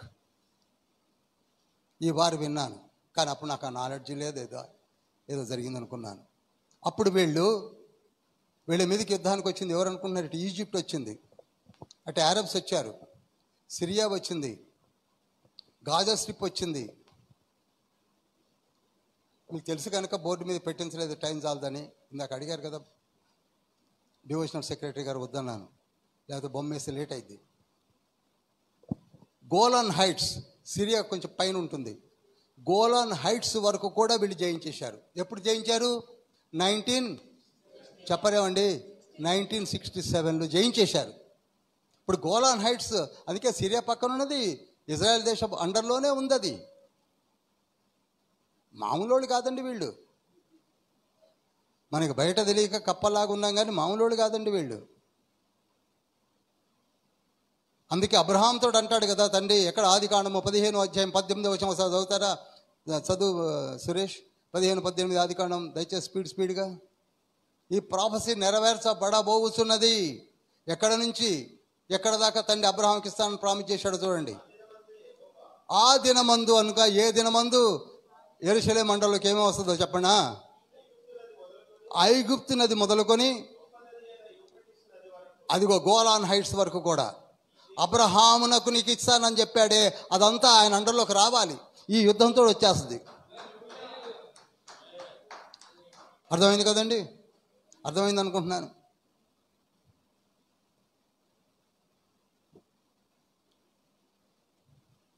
ఇక ఏ విధంగా పాతి పెడతారో 11వ వచనం చదువుతారో, 39:11. ఆ దినమున గోగు వారిని పాతి పెట్టుటకై సముద్రమునకు తూర్పుగా ప్రయాణస్తులు పోవు లోయలో ఇజ్రాయెల్ దేశమున నేను ఒక స్థలము ఏర్పరచెదను. గోగును అతని సైన్యమంతటిని అక్కడి జనులు పాతి పెట్టుటకు, ప్రయాణస్తులు పోవుటకు వీలు లేకుండాను ఆ లోయకు హమెక్నోను అని పేరు పెట్టుదురు. చూడండి, దేశమును పవిత్రపరచుచు ఇజ్రాయేలీలు 7 నెలలు వారిని పాతి పెడతారు. ఎన్ని నెలలు అండి? ఎంతమంది చచ్చిపోయి ఉంటారు? మనకి పాండమిక్లో అసలు హాస్పిటల్ నుంచి కాల్చి పారేశారు. వద్దన్నారు కదండి, చేస్తే ఇక్కడ ఎగిరిపోతాం అని భయం. ఏం మామూలు భయపడలేం మనం అందరం. అప్పుడు మనం లేమా? ఉన్నాంగా, మనందరం ఉన్నాం. 2020లో అందరం ఉన్నాం. కానీ తండ్రి మనల్ని ఎందుకు జీవింపజేశాడు? మనలో ఎందుకు కొందరు లేకుండా పోయారు? తెగులు వస్తే అంతే. కనుక ఇప్పుడు మీకు 12వ అధ్యాయం అర్థమైంది అనుకుంటున్నాను, జకర్యా గ్రంథము. హల్లెలూయా. ఇప్పుడు 14 చెప్పేసి ముగించేస్తాను. ఈ రోజుతో జకర్యా అయిపోవాలి. 14లోనికి రండి, దయచేసి రండి. ఈ యుద్ధముతోటి ఇదే ఒకటే గుర్తుపెట్టుకోండి. ఎవరైనా ఏమండి 1000 ఏళ్ల పరిపాలన స్టార్ట్ అయిందా, లేకపోతే యాంటీ క్రైస్ట్ ఎప్పుడు వస్తాడు, లేకపోతే ఇంకేదైనా అడిగితే మీరు చెప్పవలసిన సింపుల్ పాయింట్ చెప్తున్నాను. 1000 ఏళ్ల పరిపాలన కాసేపు అట్లా ఆపి, యాంటీ క్రైస్ట్ రావాలంటే ముందు ఆయిల్ వార్ జరగాలని రాయండి. ఏం జరగాలి? ఆయిల్ వార్ జరగాలి. ఈ యుద్ధం జరగాలి. ఈ యుద్ధం అనంతరమే అప్పుడు దశరాజ్య కూటమి ఏర్పడుతుంది. ఈ యుద్ధం తర్వాతనే దశరాజ్య కూటమి ఏర్పడుతుంది. మీరు బ్రేవ్గా చెప్పచ్చు, నాకు వచ్చిన రెవల్యూషన్ని నేను మీకు ఓపెన్గా చెప్తున్నాను. ఎంతటి వారితోనైనా చెప్పచ్చు, ఎవరితోడైనా చెప్పచ్చు, ఎంతటి వారైనా సరే మీరు భయపడవలసిన అవసరం లేదు. ఇది పర్ఫెక్ట్గా చెప్తున్నాను, తండ్రి తెలియజేసిన విషయాలు చెప్తున్నాను. ఈ వారు జరగందే దశరాజ్య కూటమి ఏర్పడదు. ఆ తర్వాత ఇక మీకు తెలియంది కాదు, ఆలయం కట్టబడాలి, ఇవన్నీ దొరుకుతాయి. ఆలయం కట్టబడాలి, దశరాజ్య కూటమి ఏర్పడాలి, తర్వాత ఈ యుద్ధం జరగాలి. ఇవన్నీ జరిగిన తర్వాతనే అప్పుడు యాంటీ క్రైస్ట్ వస్తాడు. యాంటీ క్రైస్ట్ వచ్చిన తర్వాత జరగబో సంభవాలన్నిటినీ కూడా ఈయన అధిగమించి 14వ అధ్యాయం రాశాడు జకర్యా. సరే, 14వ అధ్యాయము దయచేసి 1వ వచనం చదవండి. ఇదిగో యెహోవా దినము వచ్చుచున్నది, అందు మీ యొద్ద దోచబడిన సొమ్ము పట్టణములోనే విభాగింపబడును. ఎలయనగా యెరూషలేము మీద యుద్ధము చేయుటకు నేను అన్యజనులనందరినీ సమకూర్చబోచున్నాను. పట్టణము పట్టబడును, ఇండ్లు కొల్ల పెట్టబడును, స్త్రీలు చెరుపబడుదురు, పట్టణములో సగము మంది చెరపట్టబడిపోవుదురు. అయితే శేషించు వారు నిర్మూలము కాకుండా పట్టణములో నిలుతురు. చూడండి, ఇక్కడ ఇదంతా వివరించడానికి సమయం చాలదు, కానీ ఇదిగో యెహోవా దినము వచ్చుచున్నది అనే మాట మీరు నోట్ చేయండి.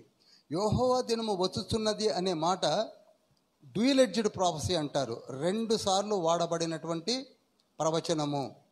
ఒకటి, యెహోవా దినము వచ్చుచున్నది అని ప్రవక్తలందరూ ప్రవచించారు, ఈ ప్రవక్తలు కూడా ప్రవచించారు. కానీ ఇందులో ఏ యెహోవా దినము ఎప్పుడు వచ్చుచున్నది అని వీళ్ళు ప్రవచించారో మనం తెలుసుకోబోతున్నాం. అదేమిటనగా, యెహోవా దినము అనగా నెబ్కద్నెజరు యెరూషలేము మీదికి వచ్చి కొల్లగొట్టుకొని పోతాడు అనే విషయాన్ని కూడా యెహోవా దినము వచ్చుచున్నది అని కూడా ప్రవక్తలు ప్రవచించారు. ఏ దినం అండి అది? నెబుకద్నెజరు యెరూషలేము మీదకి వచ్చి 607లో నెబ్కద్నెజరు వచ్చి, కల్దీయుల రాజు వచ్చి యుద్ధము చేసి కొల్లగొట్టుకొని పోతాడు. అదే యెహోవా దినము అని యెహెజ్కేలు గ్రంథము 7వ అధ్యాయం 7వ వచనంలో వాడాడు. ఒకసారి యెహెజ్కేలు టైం లేదు కనుక మీరు నోట్ చేసుకొని వెళ్ళేయండి, లేదా ఎవరైనా చదివితే పాస్టర్ సురేష్ గారు చదివితే ఒకసారి గాబాలన 7:7 చదవండి, ఇంపార్టెంట్ కనుక. 7:7 దేశ నివాసులారా, మీ మీదకి దుర్దినము వచ్చుచున్నది. సమయము వచ్చుచున్నది. చూడండి, చాలండి. ఈ దుర్దినము ఏంటంటే 607. అదేవిధంగా 10వ వచనంలో కూడా ఇదిగో ఇదే ఆ దినము వచ్చే ఉన్నది, ఆ దుర్దినము అన్నాడు. ఈ దుర్దినము అన్న యెహోవా దినం అన్న ఆ రోజులలో అదేమిటండి? 607 చెప్పాలి మీరందరూ. 607 అనగా మనం ధ్యానించేశాము, నెబ్కద్నెజరు వచ్చి ఇజ్రాయెల్ దేశమును కొట్టే దినము. అదేవిధంగా యోవేలు గ్రంథము 1వ అధ్యాయం 15వ వచనంలో కూడా ఉన్నది. అది యెహోవా దినము మహాభయంకరమైన దినమని నోట్ చేశాడు యోవేలు 1:15లో. అది కూడా ఎప్పుడుది? 607 చెప్పండి. అది కూడా 607. అది మత్సుకో 2 రిఫరెన్స్లు చెప్పాను. యోవేలు 1:15, యెహెజ్కేలు 7:7, 7:10. అయితే ఇంకొక దినం ఏమిటనగా సెకండ్ కమింగ్. ఓబద్యా గ్రంథం 1వ అధ్యాయం 15వ వచనంలో చెప్పింది సెకండ్ కమింగే. నోట్ చేయండి. ఓబద్యా 1:15 సెకండ్ కమింగే. యోవేలు గ్రంథము 3:14 కూడా సెకండ్ కమింగే. ఆమోసు గ్రంథము 5వ అధ్యాయం 17వ వచనం చెప్పింది కూడా సెకండ్ కమింగే.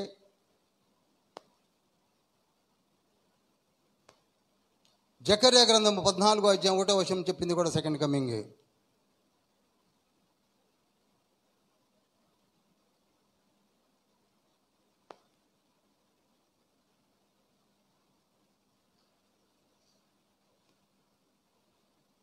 ఇప్పుడు జకర్యా నోట్ చేస్తున్నది ఏమిటనగా, జాగ్రత్తగా వినండి. యెరూషలేము లేక ఇజ్రాయేల్ దేశమును ఈనాడు మనం వెళ్ళి చూస్తే ముఖ్యమైనటువంటి చూడవలసిన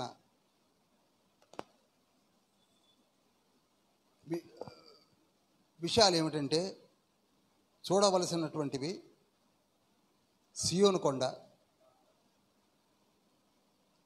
ఇప్పుడు యెరూషలేం దేవాలయం లేదు, యెరూషలేం దేవాలయము పడిపోయిన స్థలం కూడా చూడొచ్చు. తర్వాత రివర్ జోర్డాన్, ఆ తర్వాత ఆ 12 గోడలు, తర్వాత గోల్డెన్ గేట్, ఈస్ట్ గేట్, ఆ తర్వాత గెత్సెమనే తోట, నేషనల్ హైవే, గొల్గొతా కొండ, ఇవన్నీ చూడవలసిన ప్రాంతాలు, ప్రదేశాలు. కరెక్ట్ వర్డ్, ప్రదేశాలు.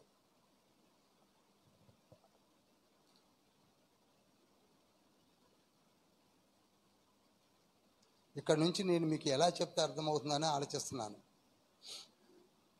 యేసుక్రీస్తు ప్రభువారు మొట్టమొదటగా వచ్చినప్పుడు ఆయన ప్రతి దినము కూడా ఆ సియోను కొండకు వెళ్ళి ప్రార్థన చేసేవాడు. ఈనాడు మనకు ప్రార్థన అంటే ఎందుకు బ్రదర్ అని ప్రశ్నిస్తున్నారు.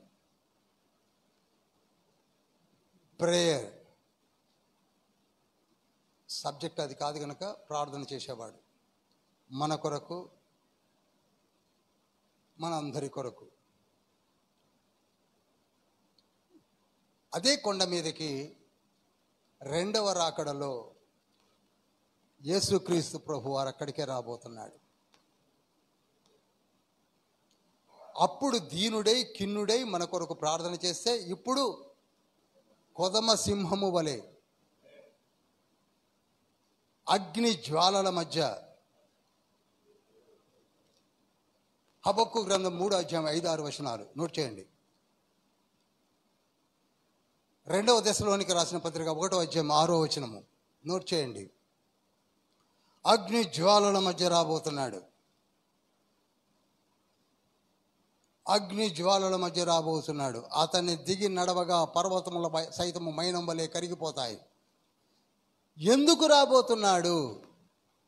ఇప్పుడు యేసుక్రీస్తు ప్రభు వారు ఆ సీయోను కొండపై ఎందుకు రాబోతున్నాడు, ఇది నేను చెప్పబోతున్నాను.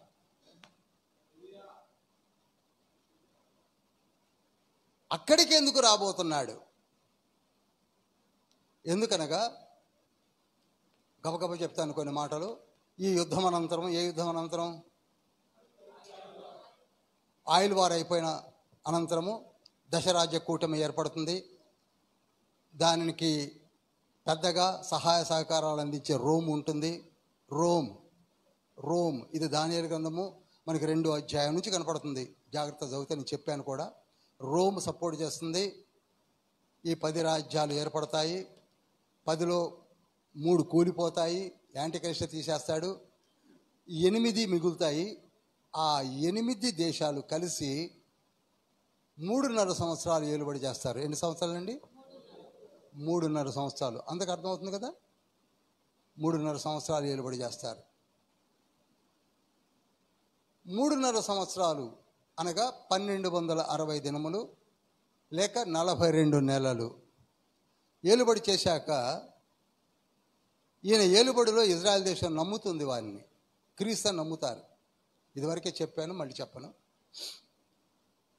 ఎందుకనగా యోహాను సువార్త 5:43 ప్రకారంగా, నేను దేవుని యెహోవా తండ్రి నామమున వచ్చి ఉన్నాను, కానీ నన్ను మీరు నమ్మలేదు. కానీ వేరొకడు నా నామమున వచ్చినప్పుడు మీరు అతను నమ్ముతారన్న ప్రాఫెసర్ నెరవేర్చబడుతుంది. నమ్ముతారు. నమ్మి ఆయన క్రీస్తు అనుకుంటారు. ఆయన కూడా ఏమంటాడంటే, మీ జోలికి నేను రాను, మిమ్మల్ని కాపాడుతాను, మీరు ఇష్టంగా జీవించండి, హాయిగా పూజించండి, హాయిగా బళ్ళు అర్పించుకోండి అని చెప్పి 3.5 సంవత్సరాలు మభ్యపరిచి, చివరికి 3.5 సంవత్సరాలు గడిచిపోతుందనగా ఎండ్ డేస్లో కౌంట్ డౌన్ స్టేజ్లో అతడు యెరూషలేమునకు వచ్చి, నేనే క్రీస్తునని చెప్పి పరిశుద్ధాలయంలోనికి వెళ్ళి అతి పరిశుద్ధ స్థలములో ఒక కుర్చీని వేసుకొని అక్కడ నేనే క్రీస్తునని కూర్చుంటాడు. అప్పుడు ఇజ్రాయేలీలు ఇతని మీద తిరుగుబాటు చేస్తారు. ఇంతవరకు అర్థమైందండి? ఇంతవరకు అర్థమైందా? దీనిని 2వ తెస్సలోనిక పత్రిక 1వ అధ్యాయము 3, 4, 5 వచనాల్లో ఉంది. తర్వాత చదువుకోండి, టైం లేదు కనుక. 3, 4, 5 ఈయన ఏం చేశాడు? ఇప్పుడు నమ్మించాడు. నేనే క్రీస్తునని వచ్చి ఆలయంలో కూర్చొని పోయినప్పుడు ఎదురు తిరుగుతారు. కనుక ఇప్పుడు మీకు అర్థమైంది, ఆలయం కట్టబడుతుంది. ఆలయం కట్టబడుతుంది కనుక ఆలయంలో ఆయన కూర్చోగలడు. ఓకే, అర్థమవుతుందండి?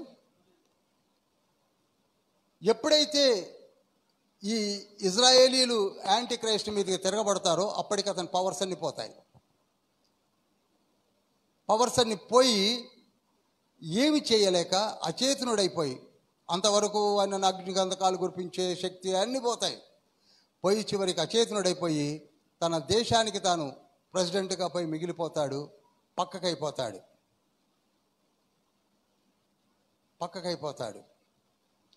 అప్పుడు ఇజ్రాయేలీని హింసించుటకు ఆయనతో పాటు సపోర్టుగా ఉన్న కొన్ని దేశాలు తిరగబడ్డప్పుడు దేవుడు ఇజ్రాయేలీలను 3.5 సంవత్సరాలు సెకండ్ హాఫ్లో దాచిపెట్టేస్తాడు. ఎన్ని సంవత్సరాలండి? Second half. ఫస్ట్ హాఫ్ అంటేనేమో యాంటీక్రైస్ట్ కాలము, సెకండ్ హాఫ్ ఏమో సాతానుడు విజృంభించిన కాలము. అంతవరకు గుర్తుపెట్టుకోండి. దాచిపెడతాడు. ఎక్కడ దాచిపెడతాడు అనగా పెట్రా ప్రాంతంలో. పెట్రా అనేది ఏదోమీల స్థావరము. ఓబద్య గ్రంథముని చెప్పాను, మీకు గుర్తుందో లేదో. ఓబద్య గ్రంథముని చెప్పాను. ఒకసారి ఓబద్య గ్రంథాన్ని మీరు చూడండి. ఎక్కడ దాచిపెడతాడు? అందరూ చెప్పాలి. పెట్రా అనే ప్రాంతంలో. ఎవరైతే ధర్మశాస్త్రం అనుసరించి దేవుని కొరకు ఆశ పెట్టుకున్నారో వాళ్ళనే మామూలు వాళ్ళని కాదు. అక్కడ 3 గుంపులు ఉంటాయి. అది చెప్పడానికి సమయం చాలు, ప్రకటన గ్రంథంలో చెప్తాను. వాడిని దాచిపెడతాడు. వీళ్ళు 3.5 సంవత్సరాలు పెట్రా ప్రాంతంలో ఉన్నప్పుడు ప్రపంచంలో ఎవరికి కూడా వారు ఎక్కడున్నారో కూడా అర్థం కాని స్థితిలో తండ్రి దాచిపెట్టేస్తాడు. ఆ తర్వాత 3.5 సంవత్సరాలు గడిచిన తర్వాత వీరు ఇక్కడ ఉన్న సంగతిని యాంటీక్రైస్ట్ తెలుసుకొని మరల తన మిత్ర దేశాలను కలుపుకొని వీళ్ళ మీద యుద్ధానికి వస్తాడు. అప్పుడు వీళ్ళు ఒక చందమామ కథలాగా ఉంది కదా, అప్పుడు వీళ్ళు వారికి భయపడి పెట్రా నుంచి పైకి వస్తారు. యెరూషలేము ఇక్కడ దగ్గరలోనే ఉంటుంది, మీరు చూస్తే మృత సముద్రం పైన ఉంటుంది. వచ్చి సియోను కొండ దగ్గర నిలబడతారు. వీళ్ళు ఎక్కడ నిలబడతారండి? యేసయ్య ఎప్పుడు గాడిద పైన బేతేనియ నుండి నడిచి ఆ సియోను కొండ పక్క నుంచి గుడి ముందు నుంచి ఊరేగింపుగా వెళ్ళాడో అక్కడికి వస్తారు వీళ్ళంతా. వెనక ఎవరు వస్తున్నారు? యాంటీక్రైస్ట్ సైన్యం. ముందే ఉంది పర్వతము. అప్పుడు ఇక మేము చచ్చిపోతాము, మనకి ఇక వేరే గత్యంతరం లేదు, క్రీస్తు వచ్చాడు వెళ్ళిపోయాడు, మనం గ్రహించలేకపోయాము అని తలంపు గట్టిగా వారిలో కలిగి వాళ్ళు అప్పుడు ప్రార్థన చేయడం మొదలు పెడతారు. ఆ ప్రార్థనే జకర్యానే రాశాడు. చూడండి ఎంత మంచివాడో. జకర్యా 12వ అధ్యాయము 10వ వచనం చదవండి. దావీదు సంతతి వారి మీదను యెరూషలేము నివాసుల మీదను కరుణ నొందించు ఆత్మను విజ్ఞాపన చేయు ఆత్మను నేను కుమ్మరింపగా వారు తాము పొడిచిన నా మీద దృష్టి ఉంచి ఒకడు తన ఏక కుమారుని విషయమై దుఃఖించున్నట్లు తన జ్యేష్ఠపుత్రుని విషయమై ఒకడు ప్రలాపించున్నట్లు అతని విషయమై దుఃఖించుతూ ప్రలాపింతురు. చాలండి. అప్పుడు ప్రార్థన చేస్తారండి. ఏమని? యేసయ్య మమ్మల్ని కరుణించండి, మీరు వచ్చారు, శిలువలో వ్రేలాడారు, పునరుత్థానుడై వెళ్ళిపోయారు, ఎందరో అపోస్తులు చెప్పినా సువార్తికులు చెప్పినా మీరు ఏర్పరచుకున్న బిడ్డలు చెప్పినా మేము వినలేక మా ముసుగు మాపై ఉండి మేము ధర్మశాస్త్రమును అనుసరించి దిక్కు తోచక యాంటీక్రైస్ట్ని క్రీస్తు అనుకో నమ్మితే మమ్మల్ని నట్టేట ముంచాడు యేసయ్య, మమ్మల్ని రక్షించండి, ఇప్పుడు మమ్మల్ని చంపడానికి వెనకనే ఉన్నాడు శత్రు సైన్యముతో, యేసయ్య యేసయ్య యేసయ్య యేసయ్య అని ప్రార్థన చేయడం మొదలుపెట్టినప్పుడు ఫెళఫెళమనే శబ్దాలు, మధ్యాకాశములోనికి యేసయ్య రాకడ కనబడుతుంది. ఈ మాటనే హోషేయ కూడా 5వ అధ్యాయం 15వ వచనంలో వివరించాడు. చదవండి 5:15. టైం లేదు కానీ 5:15లో, ఇదిగో మీరు నా కొరకు ప్రార్థించే వరకు నేను మీ ముఖము చూడను. చూశారా? మీరు వెతికేంత వరకు నేను రాను అని అక్కడనే చెప్పాడు. కనుక వీళ్ళు ఎప్పుడైనా సరేనండి, అది కాసేపు పక్కకు ఉంచి నేను మనతో మాట్లాడుతున్న తండ్రి మాటలు చెప్తాను. మనము కూడా అడగాలండి. మన తండ్రిని ఎందుకు అడగలేకపోతున్నామండి? ఎందుకు అడగలేకపోతున్నారు ప్రార్థనలో? We're having so many problems. నాకున్న ప్రాబ్లం రోజు నేను ప్రభుని అడుగుతూనే ఉంటాను. ఏవో ప్రాబ్లమ్స్ ఉంటాయి. మన తండ్రికి మనం చెప్పాలండి, నాకున్న ప్రాబ్లమ్స్ ఇవి ప్రభువా, నాకు ఆరోగ్యాన్ని ఇవ్వు, నా కుటుంబంలో శాంతి సమాధానం ఇవ్వు, ఆర్థికంగా చాలా బాధపడుతున్నాను, ఆర్థికలేమి తీసివేయండి, నా జీవితాన్ని కట్టండి, ప్రతి విషయాన్ని మీరు అడగొచ్చు తండ్రిని. Wonderful God we're having. మీరు అడిగితే నేనున్నాను అని చెప్పే యేసయ్య మనకున్నాడు. మనం అడగట్లేదు. ఇక కొందరు అడగడం ఏమిటంటే, ఇక నేను చెప్పడం దేనికిలేండి. యేసయ్య ఏదో మన దగ్గర పనిచేస్తున్నటువంటి, యేసయ్య నన్ను కాపాడు, నా భర్తను కాపాడు, నా భార్యను కాపాడు, ఏంటో అంతే, ఆమెన్. ఇది కాదు. Wholeheartedly you are entering in to a realm. ఒక మాట చెప్తాం, ప్రార్థన అనగానే we're having communion with God. తండ్రితో మమేకం అవ్వడం హోల్ హార్టెడ్లీ. ఇప్పుడు ఒక వ్యక్తి వచ్చి, నువ్వు నిలబడట్లా, అక్కడ నిలబడు. ఆయన వచ్చి నాతో అంటున్నాడు, మీకేం పర్లేదండి, రేపటి నుంచి మీకు ఏ డబ్బులు కావాలని నేను ఇస్తాను, మీకు ఇంటికి ఏది కావాలని నేను చూసుకుంటాను, రేషన్ ఇస్తాను, డబ్బులు ఇస్తాను, ఈఎంఐలు కడతాను, మీకు ఏది కావాలంటే నేను కడతాను, నన్ను నమ్మండి అని చెప్పి వెళ్ళిపోయాడు. కూర్చో. ఆయన వెళ్ళిపోయిన వెంటనే మనం వాడి ముఖం వాడు ఎందుకు ఇస్తాడు అనుకుంటామా అనుకోమా? చెప్పండి, నిజం చెప్పండి.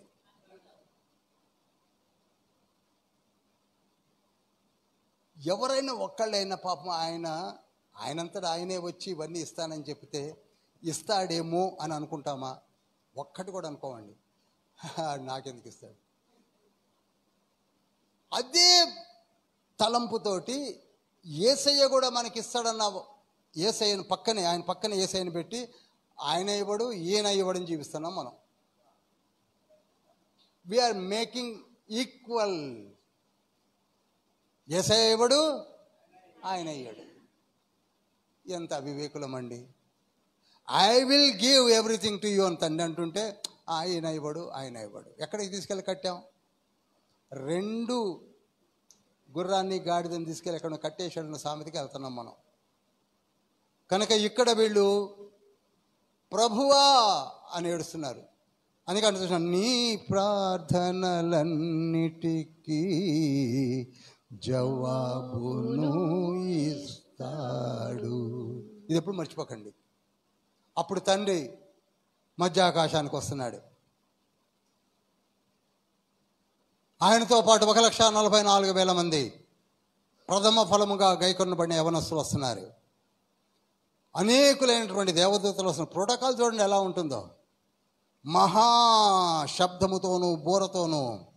మొదటి దశలోనికెళ్ళి రాసిన పత్రిక 4వ అధ్యాయం 16వ వచనము, మొదటి కొరింథీ పత్రిక 15వ అధ్యాయము 51, 52 వచనాలు.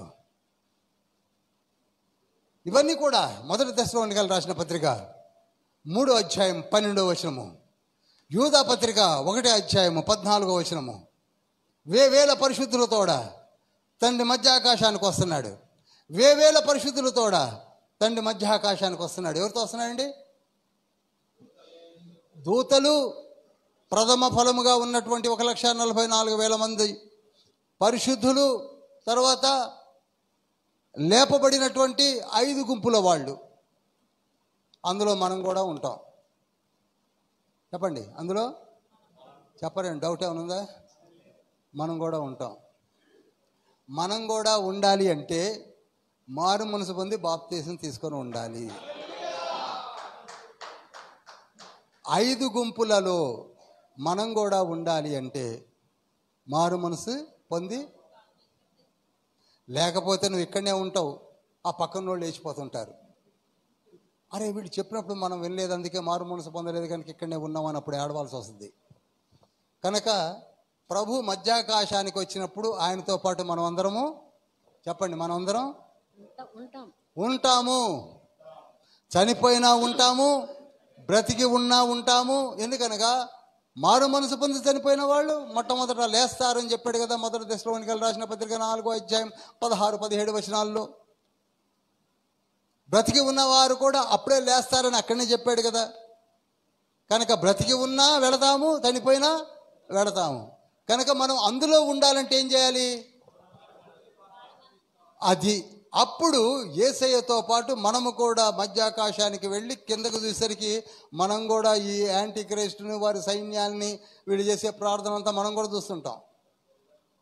హల్లెలూయా, చూస్తుంటాం. వెంటనే యేసయ్య సియోను కొండపై కాలు మోపగానే ఆ సియోను కొండ 2 భాగాలుగా విడిపోద్ది.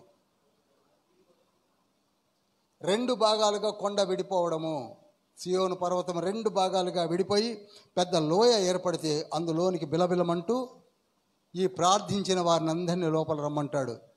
అలనాడు మోజెస్ ప్రార్థించగా ఎర్ర సముద్రం పాయలైపోయి వీళ్ళందరూ నడిచి అటు వెళ్ళిపోయినట్టుగా వీళ్ళందరూ కూడా వచ్చి ఆ లోయ, సియోను యొక్క పర్వత లోయలోనికి వస్తారు అనేది వివరించాడు జకర్యా గ్రంథము 14వ అధ్యాయము 4, 5, 6 వచనాల్లో. అలా రక్షించబడ్డారు. ఇక అక్కడ మిగిలింది ఎవరండి? యాంటీ క్రైస్టు, ఆయన సైన్యము, ఆయన మిత్రదేశాలు. అక్కడి నుంచి యేసయ్య తన స్టైల్లో కొట్టేస్తాడు. ఇందాక చెప్పాను కదండి, తన స్టైల్లో కొట్టేస్తాడు. హోర్మా ఎలా కొట్టేస్తాడో ప్రకటన గ్రంథము 19వ అధ్యాయము 13 నుంచి 17 వచనంలో రాశాడు. పిచ్చి పిచ్చి కొట్టేస్తాడు. అందరు ఎగిరిపోతారు. ఏసై తలుచుకుంటే ఎంతసేపు అండి? ఏదో మనం చిన్నతనంలో నేను సినిమాల్లోనే బాణం తీసి ఇట్లా అని వేస్తే అది టీన పోయి వాడు ఇట్లా అని ఆడేస్తే ఒక పెద్ద గద వచ్చి 2 కొట్టుకొని డామున పడి అది పడిపోయిందా, ఇంకోటి తీసి ఇంకోటి గుంజేసి అది ఇట్లా అని పోయి అక్కడి నుంచి ఇంకోటి వచ్చి అవి కొట్టుకొని కింద పడి, అలా ఉండదండి. తండ్రి యుద్ధం అలా ఉంటుంది అనుకుంటున్నారేమో. ఆ యుద్ధం నా చిన్నతనంలో చూసి అవన్నీ ఏదో ఆ రోజులలో మనం కూడా ఇంటికి వచ్చి ఒక బాణాన్ని తయారు చేసి కంకబద్దని వంచి ఒక తీగను కట్టి చెక్కి దానికి ఏదో రాసి మేము ఆడినోళ్ళమే. అలా ఉండదు. అందుకే అంటాడు కదా 2 కొరింథీ పత్రిక 10వ అధ్యాయం 4వ వచనంలో, మా యుద్ధోపకరణములు ఇహలోక సంబంధమైనవి కాదు, ఒక్కసారి తండ్రి అట్లంటే అన్నీ అయిపోతూనే ఉంటాయి. ఎలా కొట్టేశాడో ప్రకటన గ్రంథము 19వ అధ్యాయము 13 నుండి 17 వరకు చదవండి. ఆ తర్వాత యెహెజ్కేలు గ్రంథము 39వ అధ్యాయము 17, 18, 19 వచనాలు తర్వాత చదవండి. ఆ తర్వాత యేసయ్య యాంటీ క్రైస్ట్ని, యాంటీ క్రైస్ట్తో పాటు ఉన్నటువంటి అబద్ధ ప్రవక్త, ఆయనతో ఉన్న ప్రవక్తని ఇద్దరిని ఇలా పట్టుకొని అగ్ని గంధకాల్లో అలా వేసేస్తాడు. చూడండి, ఇక్కడ మళ్ళీ చెప్తున్నాను. మొట్టమొదట ఇనాగరేషను నరకాన్ని తండ్రి ఇనాగరేట్ చేసింది ఇద్దరితో. చెప్పాలి, ఒకరెవరు? ఇంకోరు? చాలామంది అంటున్నారే ఇప్పుడు యూదా నేను అగ్నిగుండం, నువ్వేం చూసావా బాబు? అది ఇనాగరేట్ కాలేదయ్యా నాయన. వాళ్ళకి బైబిల్ స్టూడెంట్ మీరు చెప్పండి, బైబిల్ క్లాసెస్ తీసుకోండి, రా నాయన ఒకసారి రా, నేను చెప్తానండి, మీరే పిలవండి. ఏంటంటే యూదా, ఇస్కరియోతు యూదా నరకంలో ఉండడం చూసావా? ఇంకా అది ఇనాగరేట్ కాలా. 2 ఇంక ఇనాగరేట్ కాలే. 1 పరలోకము, 2 ఇనాగరేట్ కాలా. వీడు చదవట్లేదు సరిగ్గా. ఫస్ట్ పడ్డదే ఇద్దరు, ఎవరు? ఆ తర్వాత తీర్పు జరుగును, తీర్పు తర్వాత మన తుక్కంత అందులోకి పోద్ది. ఆ మాట మత్తయి సువార్త 25వ అధ్యాయం 41వ వచనంలో ఉండనే ఉంది. ఎడమ చేతి వైపు వాళ్ళందరూ అక్కడికి వెళ్తారు. కానీ ఇప్పుడే పోయి ధనవంతుడైన వాడు, మారు మనసు పొందినవాడు నరకంలో ఉన్నాడు కదా. నరకంలో లేడండి ఆయన అక్కడ లేనే లేడు. నరకం ఇంకా చెప్పండి, ఇంకా రిబ్బన్ కట్ చేయాల. పరలోకం ఇంకా ఇప్పుడు వీళ్ళిద్దరితో ఓపెన్ అవుతుంది. దానియేలు రాశాడండి, అది టైం లేదు కానీ దానియేలు రాశాడు. వీళ్ళిద్దరిని ఎక్కడ వేస్తారు?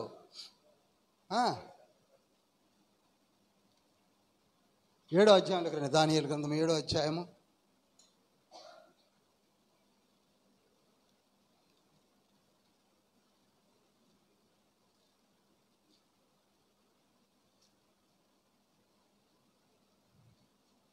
11వ వచనము. అప్పుడు నేను చూచుచుండగా మహాగర్వపు మాటల నిమిత్తము వారు ఆ జంతువును చంపినట్టు కనబడెను. తరువాత దాని కళేబరము మండుచున్న అగ్నిలో వేయబడెను. ఏమనుకుంటున్నారండి దానియేలుని? టైం లేదు కానీ, లేకపోతే దానియేలు మీద జకర్యా మీద కూర్చుంటే ఇంకొక వారం జరుగుతుంది. వాళ్ళిద్దరు ఏమనుకుంటున్నారు మీరు? ఇనాగరేషన్ చేసింది ఎవరు అనుకుంటున్నారు అని దానియేలు రాశాడు ఒక రకంగా, మనోడు చెప్తున్నాడు ఇంకొక రకంగా. అపోస్తలుడైన యోహాను కళ్ళారు చూసి రాసి పారేశాడు. ఆ తర్వాత అక్కడ 3వ వ్యక్తి పడతాడు. అతను ఎవరు? సాతానుడు. చెప్పరేమండి? వీళ్ళు ముగ్గురు పడ్డాకనే ఇనాగరేషన్ జరిగినట్టు గుర్తు. ప్రకటన గ్రంథము చదవండి పాస్టర్ గారు. ప్రకటన గ్రంథము 20వ అధ్యాయము 10వ వచనము. 20వ అధ్యాయం 10వ వచనము.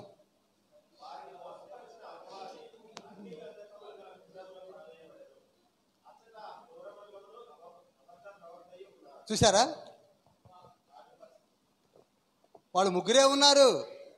మనమేమో తెలివి తక్కువ తరంగా అందరూ అక్కడనే ఉన్నాడట, ఇంకెవరో ధనవంతుడు ఉన్నాడట, ఇంకెవరినో వీళ్ళు పోయి చూసి వచ్చాడు చెప్పుకుంటున్నారు.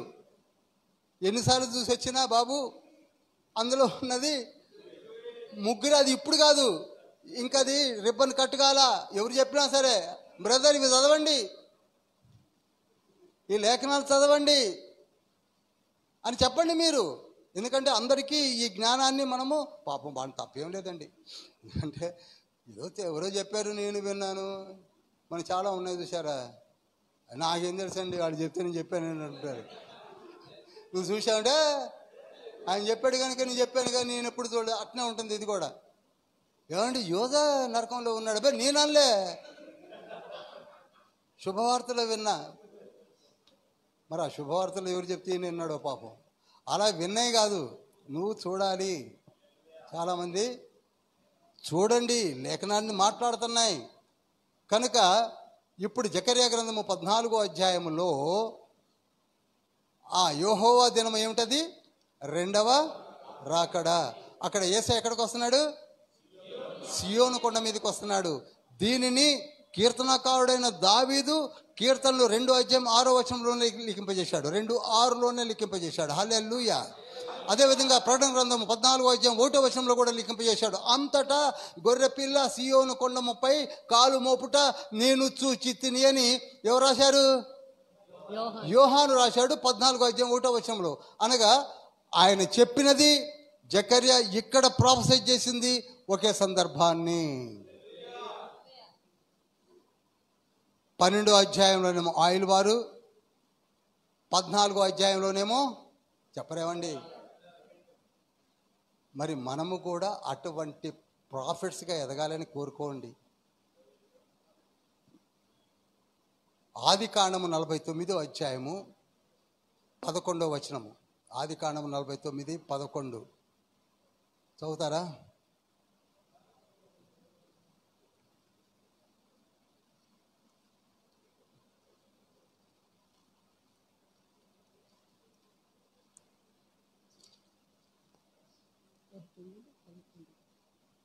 ద్రాక్షవల్లికి తన గాడిదను, ఉత్తమ ద్రాక్షవల్లికి తన గాడిద పిల్లను కట్టి, ద్రాక్షారసములో తన బట్టలను, ద్రాక్షల రక్తములో తన వస్త్రమును ఉదుకును. చూడండి, యాకోబు ఎవరు? యాకోబు. ఇందాక పాట పాడమే, వాక్యమును యాకోబుకు తెలియజేసినవా. ఎందుకండి యాకోబు కంటే? యాకోబు 1711లోనే క్రీస్తు పూర్వము ఆయన యేసయ్య శిలువలో ఏ విధంగా తన బట్టల్ని తడుపుకుంటాడో, ఆర్మగిద్దోను యుద్ధంలో తన వస్త్రములు ఏ విధంగా ఉతుక్కుంటాడో, రెండు విషయాలు. ఒకటి శిలువలో తడుపుకుంటాడని, రెండోది ఆర్మగిద్దోను యుద్ధం. రెండింటిని ఎవరు రాశారు? యాకోబు. అందుకే 49వ అధ్యాయం 1వ వచనంలో అంత్య దినములలో జరగబోవు సంభవములను నేను మీకు తెలియజెప్పేదనని 12 మంది పిల్లల్ని పిలిచి ఎదురుగా కూర్చోబెట్టుకొని చెప్పినటువంటి ఒక గొప్ప ప్రవక్త.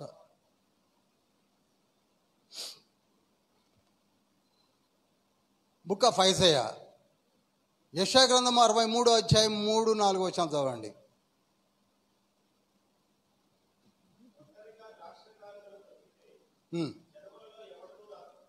ఇది యేసయ్య పలుకుతున్న మాటలు. ఒంటరిగా ద్రాక్ష గానుగను తొక్కాడట, జనములలో ఎవరు నాతో ఉండలేని నాకు సహాయకుడిగా లేరు. కోపగించుకొని వారిని తొక్కి తిని రౌద్రము చేత వారిని అణగద్రొక్కి తిని వారి రక్తము నా వస్త్రముల మీద చిందినది, నా బట్టలన్నీ డాగులే. ఇదేనండి, ఇదే మాట అహర్మగిద్దోని యుద్ధంలో తండ్రి జరిగిన యుద్ధము. అక్కడ రాసుకోండి, అహర్మగిద్దోని యుద్ధము అని.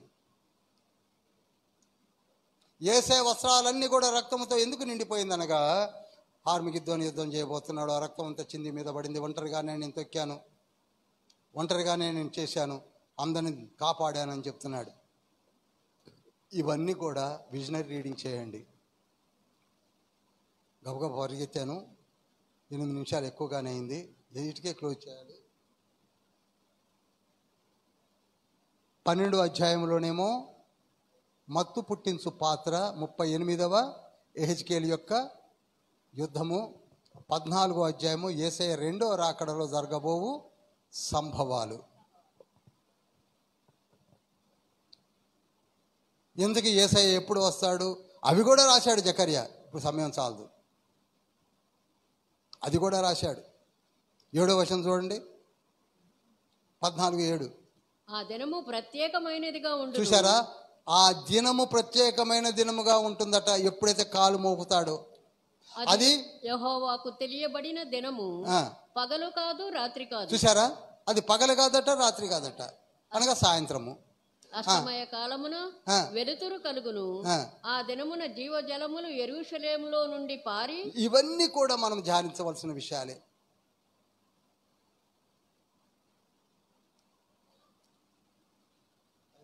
సిగ్నల్ వచ్చింది. ఇవన్నీ కూడా ప్రకటన గ్రంథంలో చెప్తాను నేను. న్యూ ఇయర్లో మనకి క్రొత్త నిబంధన 2025లో తండ్రి ఒకవేళ ఆయుష్నిచ్చి నాకు ఆరోగ్యాన్ని ఇస్తే అద్భుతమైన నూతన గ్రంథముల వివరణ మనము తెలుసుకోబోతున్నాం. అద్భుతం, నా భూతో నా భవిష్యత్తులాగా మత్తయి సువార్త నుంచి ప్రకటన గ్రంథం వరకు అందరికీ చెప్పండి. మంచి అవకాశం, మంచి అవకాశము. ఎక్కడ దాకా వెళ్ళాలనో అక్కడ దాకా తండ్రి తీసుకెళ్తాడు మనలను. వినే ఓపిక మీకు ఉండాలి. కానీ ఇప్పటికి 3 సంవత్సరాల్లో 39 పుస్తకాల కాల, ఇది 38. ఇవాళ తారీఖు 1, రేపు 8వ తారీఖు నాడు నేను బుక్ ఆఫ్ మలాకిని చెప్పబోతున్నాను. దానితో డిసెంబర్ 8వ తారీఖుతో ప్రార్థన బాగా చేయండి, బాగా చదవండి. మలాకిని కూడా కొత్త పంథాలు చెప్తాను మీకు. మీరు చదవండి, మీకే అర్థమైంది. ఓహో, దీన్ని ఇలా కూడా చదవచ్చా, ఇలా కూడా ధ్యానించవచ్చా. తండ్రి ఎలా అయినా ధ్యానింపజేస్తాడు. బికాజ్ ఈజ్ ఓమ్నిషియంట్ గాడ్, త్రికాల జ్ఞాని. మనలను చూడండి, మళ్ళీ చెప్తున్నా, మనలను విజయుడిగా ఒక మోజెస్ వలె, ఒక హుల్దా వలె, ఒక దెబోరా వలె, ఒక యెషయా వలె, ఒక యెహెజ్కేలు వలె, ఒక డానియేలు వలె, ఒక జకర్యా వలె, ఒక హగ్గయి వలె, ఒక అహరోను వలె, ఆది అపోస్తుల వలె, సువార్తికుల వలె మనం పరిచర్య చేయలేమా? చెప్పండి, చేయలేమా? 2500 సంవత్సరాలు వెనక్కి వెళ్ళి రాసినటువంటి మోజెస్ని గుర్తుపెట్టుకోండి. 2500 సంవత్సరాలు జరగబోయే విషయాలు రాసినటువంటి జకర్యాను గుర్తుపెట్టుకోండి. We're not ordinary people, we're extraordinary people. తన్ని మనం సృజించినది ఓడిపోయి తలకాయ గోడకేసి కొట్టుకొని ఏడ్చి చీది నాకు ఎవడు లేడు, ఇక నా బ్రతికింతే, నేను ఊరేసుకొని తెస్తాను. No no no no no. ఒక్కసారి సబ్మిట్ చేసుకో, సీ ద ఫన్. ఒక్కసారి సబ్మిట్ చేసుకొని చూడు, నువ్వు ఎలా వాడబడతావో, నేను ఎలా వాడుకుంటాడో. నీకు నోరు లేదని, చదువు లేదని, జ్ఞానము లేదని, నాకు అది రాదని, నాకు ఇంగ్లీష్ రాదు, నా తెలుగు రాదు, నా హిందీ రాదు, ఏమీ ఎక్కర్లేదని చెప్పాడు కదా 1 కొరింథీ పత్రిక 1వ అధ్యాయం 26 నుంచి 29 వచనాల్లో. ధనవంతులను సిగ్గుపరచుటకు బీదలను, జ్ఞానులను సిగ్గుపరచుటకు అవివేకులను, తండ్రి ఏర్పరచుకుంటానని చెప్పాడు కదా. That is prophecy. నన్నే తీసుకోండి. అసలు నేను టిమిడ్ పర్సన్ని, 10 మందిలో నిలబడడానికి అసలు ఇష్టపడను నేను. మీరు ఎక్కడైనా చూడండి, ఒక పెద్ద ఫంక్షన్ జరుగుతున్నట్టు అందులో పోయి గబా గబా పైన కూర్చొని నేను ఎక్కడనో నన్ను అసలు వెతికిన దొరకను నేను. నిజం చెప్తున్నాను. ఒక టిమిడ్ పర్సన్ని నేను, వెనక ఎక్కడనో ఉంటాను నేను. మీరు పిలిస్తే కూడా నన్ను ఎందుకయ్యా వదిలేయండి అంటుంటాను. ఎందుకంటే తండ్రి హెచ్చిస్తాడు. మనల్ని ఎవరు హెచ్చిస్తారండి? నిన్ను హెచ్చిస్తాడు. నిన్ను అందరిలో కనపడేలా చేస్తాడు. నా వల్ల కాదు అన్నాడు మోసెస్. ఏమన్నాడు? నా వల్ల కాదు, నన్ను వదిలే ప్రభువా అన్నాడు. నిర్గమకాండము 4:10 నన్ను వదిలే ప్రభువా, నా ఏజ్ కూడా 8 years, నేను పనికిరానంటే అసలు నీతోనే సృష్టి ఎలా ఆరంభమైందో రాయించాడు. నేను కాదు అంటే నీతో రాయించాడు. సృష్టి ఎలా ఆరంభమైంది, beginning God created heavens and earth అని ఎలా రాశాడు చెప్పండి? మాటలు కాదు, జీనియాలజీ అంతా రాసింది ఆయనే కదండి. ఆదికాండం 5 అందరి పేర్లు ఎలా గుర్తున్నాయి ఆయనకి? మనతో కూడా తండ్రి అలా రాయించబోతున్నాడు. ఇప్పటికే కొందరు మన మధ్యలో రాస్తున్నారని విన్నాను. చాలా సంతోషము. ఎదగండి బిడ్డలారా. నేను మీకు చెప్తున్నాను, ఈ డిబేట్స్ పెట్టుకొని, అవి పెట్టుకొని, ఇవి పెట్టుకొని, వంశావళ్ళు పనికిరాని వాటిల్లో తలకాయను దూర్చకండి. అందుకే తీతుకు రాసిన పత్రిక 3:9 అంటాడు, అతికి కుతికి రాని డిబేట్స్లోకి వెళ్ళకండి. 2 తిమోతి పత్రిక 2:14-15 కూడా అంటాడు, ఆ డిబేట్స్లో కూర్చొని మీ టైంని వేస్ట్ చేసుకోకండి. మీరు లేచి ఏం చేయాలండి? దేవుని కార్యాలు జరిగించాలి. మరి ఒక జకర్యా వలె లేచి నిలబడదామా? హల్లెలూయా. అందరూ ఒక్కసారి గట్టిగా చెప్పండి, కొట్టి హల్లెలూయా చెప్పండి. హల్లెలూయా, హల్లెలూయా, హల్లెలూయా. 2 చేతులు పైకెత్తండి. ప్రభు మనతో మాట్లాడనై ఉన్నాడు, మన ప్రార్థన ఆలకింపనై ఉన్నాడు. జకర్యా గ్రంథము ద్వారా తండ్రి 6 ఎపిసోడ్స్ మాట్లాడాడు. హల్లెలూయా. తండ్రి, నన్ను సృజించావు. 2024లో నేను ఉన్నాను, నేను జీవించి ఉన్నాను. నాకు కుటుంబాన్ని ఇచ్చావు, గర్భఫలాన్ని ఇచ్చావు, ఉద్యోగాలను ఇచ్చావు, చదువులను ఇచ్చావు. సమస్తమును మీరే మాకు ఇచ్చారు. అలనాడు జరిగించిన పాత్రలు మా కళ్ళ ముందు ఉంచారు. జకర్యా రచించినటువంటి రచనలు మేము చదివాము, ధ్యానించాము, తెలుసుకున్నాము. ప్రభువా, అలనాడు ఎవరికి అసాధ్యమైనటువంటి ఆ ఆలయాన్ని కట్టుటకు సుసాధ్యము చేసి హగ్గైని, జకర్యాలను, జెరుబ్బాబేలును, యెహోషువలను అనేకులు నడిపించారు. ఆలయాన్ని 21 సంవత్సరాల్లో కట్టింపజేశారు. ఆ తర్వాత అదే ప్రాఫిట్స్ రాబో దినములలో మీరు వచ్చు దినాలను లిఖింపజేసిన జకర్యా గ్రంథాన్ని మేము ధ్యానించాము, తెలుసుకున్నాం. ప్రభువా, మేము కూడా మీ రాకడలో, మేము కూడా ఆ ర్యాప్చర్లో ఉండాలని, హల్లెలూయా, ఉండాలని, మీతో పాటు సీయోను కొండపై కాలు మోపాలని, 1000 ఏళ్ల పరిపాలనలో మేము కూడా ఉండాలని, మారు మనసు పొంది బాప్తిస్మము తీసుకొని సిద్ధపడి ఉంటామని, ఉండేలా మమ్మల్ని చేయమని, మమ్మల్ని కాచి కాపాడమని యేసయ్యా అలనాడు వారు చేసిన ప్రార్థన వలె మేము ప్రార్థన చేస్తున్నాము తండ్రి. హల్లెలూయా. అందరూ ఎవరైతే పాస్టర్స్ ఉన్నారో, ఎవరైతే సువార్థికులు ఉన్నారో ఏకీభవించే ప్రభువా, నన్ను వాడుకో. నన్ను జకర్యా వలె వాడుకో, ఇర్మియా వలె వాడుకో, యెహెజ్కేలు వలె వాడుకో, మోసెస్ వలె వాడుకో, అహరోను వలె వాడుకో, అపోస్తలుల వలె వాడుకో, ఏలియా వలె వాడుకో, ఎలీషా వలె వాడుకో, సువార్థికుల వలె వాడుకో తండ్రి. హల్లెలూయా, హల్లెలూయా, హల్లెలూయా. కనుగొంటివా కాలం, వినుచుంటివా వాక్యం, కనుగొంటివా కాలం, వినుచుంటివా వాక్యం. కాలగతులను గాంచాలంటే వాక్యమును ధ్యానించాలి. కాలగతులను గాంచాలంటే వాక్యమును ధ్యానించాలి. కనుగొంటివా కాలం, వినుచుంటివా వాక్యం. అంత్యకాలపు అంచులలోన ఉన్నామని యోచించాలి. అంత్యకాలపు అంచులలోన ఉన్నామని యోచించాలి. గమనించితివా కాలం పోకడ, గమనించితివా కాలం పోకడ, క్రీస్తు మాటను బట్టి కనుగొంటివా కాలం, వినుచుంటివా వాక్యం. క్రీస్తు రాకడ గురుతులన్నీ జరుగుచున్నవి గమనించు. క్రీస్తు రాకడ గురుతులన్నీ జరుగుచున్నవి గమనించు. కరువు కాటక కఠిన బాధలు, కరువు కాటక కఠిన బాధలు కలవు ఇలలో యోచించు. కనుగొంటివా కాలం, వినుచుంటివా వాక్యం. కనుగొంటివా కాలం, వినుచుంటివా వాక్యం. దేశం మీదికి దేశము లేచును, దేవుని వాక్యం గమనించు.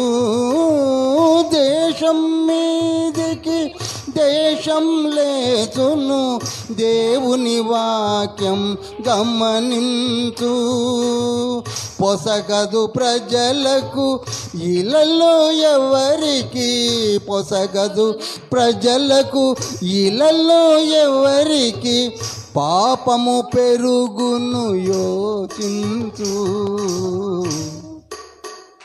కనుగొంటివా కాలం, వినుచుంటివా వాక్యం.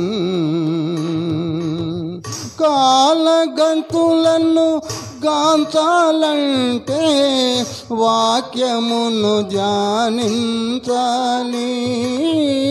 కాలగంతులను గాంచాలంటే వాక్యమును ధ్యానించాలి. కనుగొంటివా కాను. ఎస్ ప్రభా, మేము కనుక్కున్నాం తండ్రి, మేము కనుక్కున్నాం ప్రభా. జకర్యా గ్రంథము 12వ అధ్యాయంలో చెప్పిన రీతిగా, జకర్యా గ్రంథము 14వ అధ్యాయంలో చెప్పిన రీతిగా దేశం మీదకి దేశము లెగుస్తుంది. ఆయిల్ వార్లు జరుగుతాయి, పవర్ కొరకు జరుగుతాయి, అధికారం కొరకు జరుగుతాయి, అల్ల కల్లోలు జరగబోతున్నాయి. యుద్ధము మీదికి యుద్ధాలు, దేశం మీదికి దేశాలు, అక్కడక్కడ కరువు కాటకాలు, మనుషుల మీదికి లేవడాలు, ఇవన్నీ మీరు చెప్పిన మాటలను మేము చూస్తూ ఉన్నాము. మరియు ఎండ్ డేస్లో 12వ అధ్యాయము తర్వాత యాంటీ క్రైస్ట్ ఎలా పుట్టుకొస్తాడో మేము ధ్యానించున్నాము తండ్రి. మమ్ములను కూడా ప్రభువా మీ నిత్య రాజ్యములో 1000 ఏళ్ల పరిపాలనలో ఉండునట్లుగా మమ్ములను కాచి కాపాడిన తండ్రి, మమ్ములను మా కుటుంబాలను దీవించండి, దీవించండి ప్రభువా. నన్ను వాడుకో, నన్ను వాడుకో. ఈ మాట ఎప్పుడు అనండి, నన్ను వాడుకో ప్రభువా. నాకు కావలసిన జ్ఞానాన్ని ఇవ్వండి, నాకు చదువునివ్వండి, నాకు ఉద్యోగాన్ని ఇవ్వండి, జ్ఞానాన్ని ఇవ్వండి. మీ బిడ్డగా లేవనెత్తండి, విశ్వాసములో బలపరచండి. మేము కూడా దివ్య దర్శనాల ద్వారా మమ్ములను కూడా వాడుకొనుటకు విజయోత్సముతో ప్రభువా మీ పాదము చెంత పనిచేయుటకు వాడుకో తండ్రి, వాడుకో ప్రభువా, వాడుకో తండ్రి. My dad, my god, my dad. Yesayya, Yesayya, Yesayya, Yesayya. నన్ను ఒక జకర్యా వలె, నన్ను ఒక దానియేలు వలె, నన్ను ఒక హనన్యా వలె, నన్ను ఒక అజర్యా వలె, నన్ను ఒక మిషాల్ వలె లేవనెత్తండి ప్రభువా. వాడుకోండి తండ్రి, వాడుకోండి ప్రభువా. నేను మీ అమూల్యమైన రక్తము చేత కడగబడిన దానను, కడగబడిన వాడను. I am your son and daughter, my Lord. Hallelujah. Hallelujah. Hallelujah. Hallelujah. ధన్యులము తండ్రి, ధన్యులం ప్రభువా, ధన్యులము తండ్రి. వచ్చే వారంతో పాత నిబంధన పూర్తి చేసుకునేలాగా దీవించండి, మమ్మలను కాపాడండి. పాత నిబంధనలో ఉన్న మీ షాడోను మేము చూసేస్తున్నాము. కానీ మిమ్మలను ప్రత్యక్షముగా కొత్త నిబంధనలు చూడాలని ఉవ్విళ్ళూరుచున్నాము తండ్రి. I want your feet my lord. మిమ్మల్ని మేము చూడాలి. 2025లో మిమ్మల్ని మేము చూడాలి. యేసయ్య, మీ కాళ్ళు పట్టుకొని మా ఇంటికి తీసుకువెళతాం. యేసయ్య, మాకు మీరు కావాలి. ఇంతవరకు షాడో చూసాము, ఇప్పుడు మిమ్మల్ని చూడబోతున్నాము. గట్టిగా చెప్పట్లు కొడదాం, గట్టిగా చెప్పట్లు కొడదాం. యేసయ్య, నీవు నాకు కావాలి. యేసయ్య, 2025 నాటికి మీరు మాకు దర్శనం ఇవ్వాలి. మమ్మల్ని లేవనెత్తాలి. మా జీవితము మారిపోవాలి. జబ్బులు మఠమాయమవ్వాలి. ఆర్థికలేమో కనపడకూడదు. పగిలిపోయిన కుటుంబాలు కట్టబడాలి. ఆశలు చిగురింపచేసి మా జీవితాలను కట్టి ఏవి కొదవగా ఉన్నాయో మీకు తెలుసు కనుక 2025 full of gifts, full of gifts, full of gifts. మీరు మాకిచ్చే బహుమానాలు మా ఇంటి నిండా ప్రభువా వెలుగుతో నింపబడాలి. యేసయ్య, ఒకే ఒక మాట. యేసయ్య, యేసయ్య, యేసయ్య, నేను నీ కుమార్తెను, నేను నీ కుమారుడను. నీవు నాకు కావాలి, నీవు నాకు కావాలి. యేసయ్య, నన్ను ఎత్తుకో. యేసయ్య, నన్ను వాడుకో. యేసయ్య, నన్ను వాడుకో. యేసయ్య, ఇంతకంటే నాకు ప్రార్థన రాదు. యేసయ్య, ఇంతే నాకు వచ్చేసయ్య. I know little bit prayer my lord. ఈ ప్రార్థనే చాలు.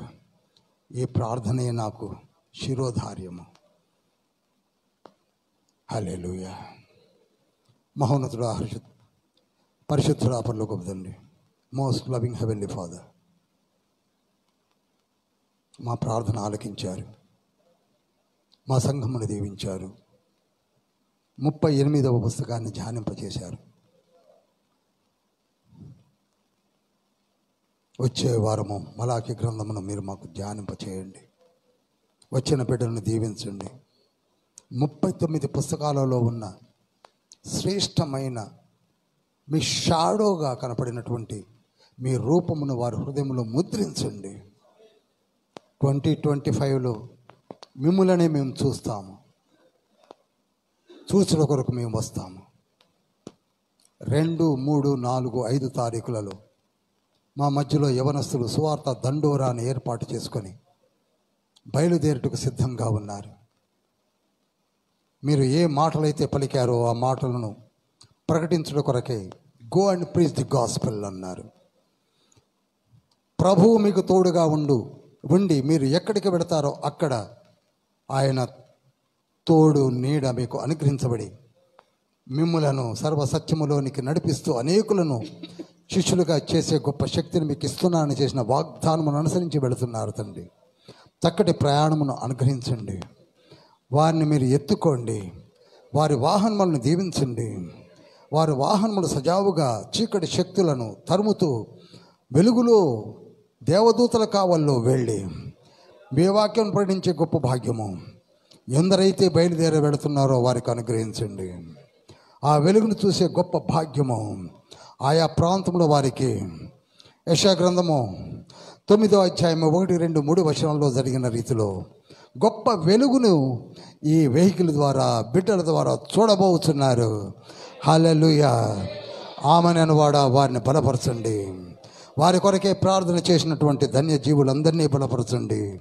మేము ఈ రాత్రి ఇంకా ప్రార్థన చేయబోతున్నాము.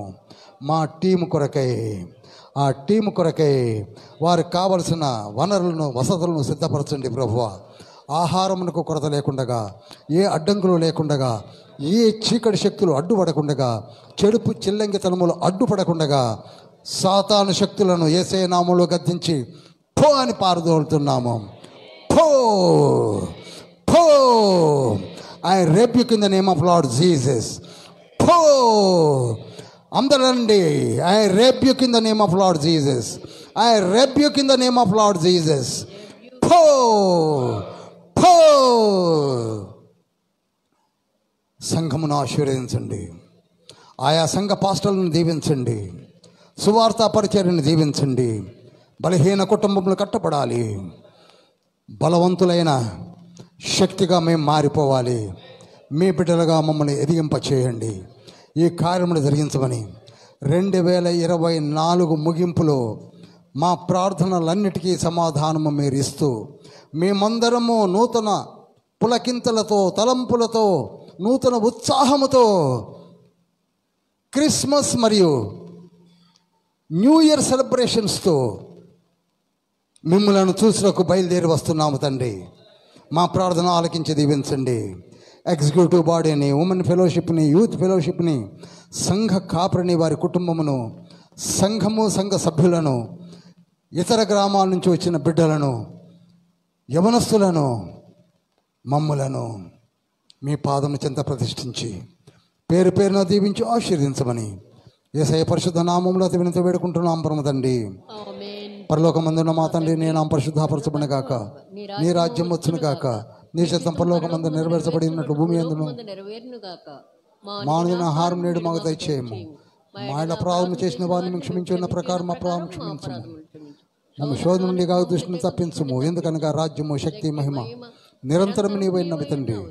మా కొరకే దిగి వచ్చే రక్తమును చిందించి కృపలో భద్రపరిచి మమ్మల్ని కాచి కాపాడుతున్న యేసయ్య మీ యొక్క కృపను తండ్రి, మీ ప్రియకుమారుని మా కొరకే పంపించి ప్రేమను చాటి మమ్మల్ని పరలోక రాజ్యమునకు వారసులుగా చేసిన పరమ తండ్రి, మీ యొక్క ప్రేమను మమ్మల్ని తీర్చిదిద్ది సిద్ధపరుస్తూ కార్యమును జరిగించడం కొరకే మాకు తోడుగా మమ్మల్ని నడిపించున్న ఆత్మ తండ్రి, మీ నామములో తండ్రి యొక్క ఈ కుమారుని యొక్క పరిశుద్ధాత్మ యొక్క నామములో మాకును రేపు వెళుతున్న సువార్త దండోరా యవన బిడ్డలకును సార్వత్రిక సంఘమునకును తోడై నీడై ఉండునుగాక. ఆమెన్. ప్రభు సత్యమే జయం, ప్రభు నామే జయం, ప్రభు సత్యమునికే సంపూర్ణ విజయం కలుగునుగాక. ఆమెన్. చిన్న ప్రకటన వినండి, అందరు కూర్చోండి. ప్రకటన చెప్తున్నాను.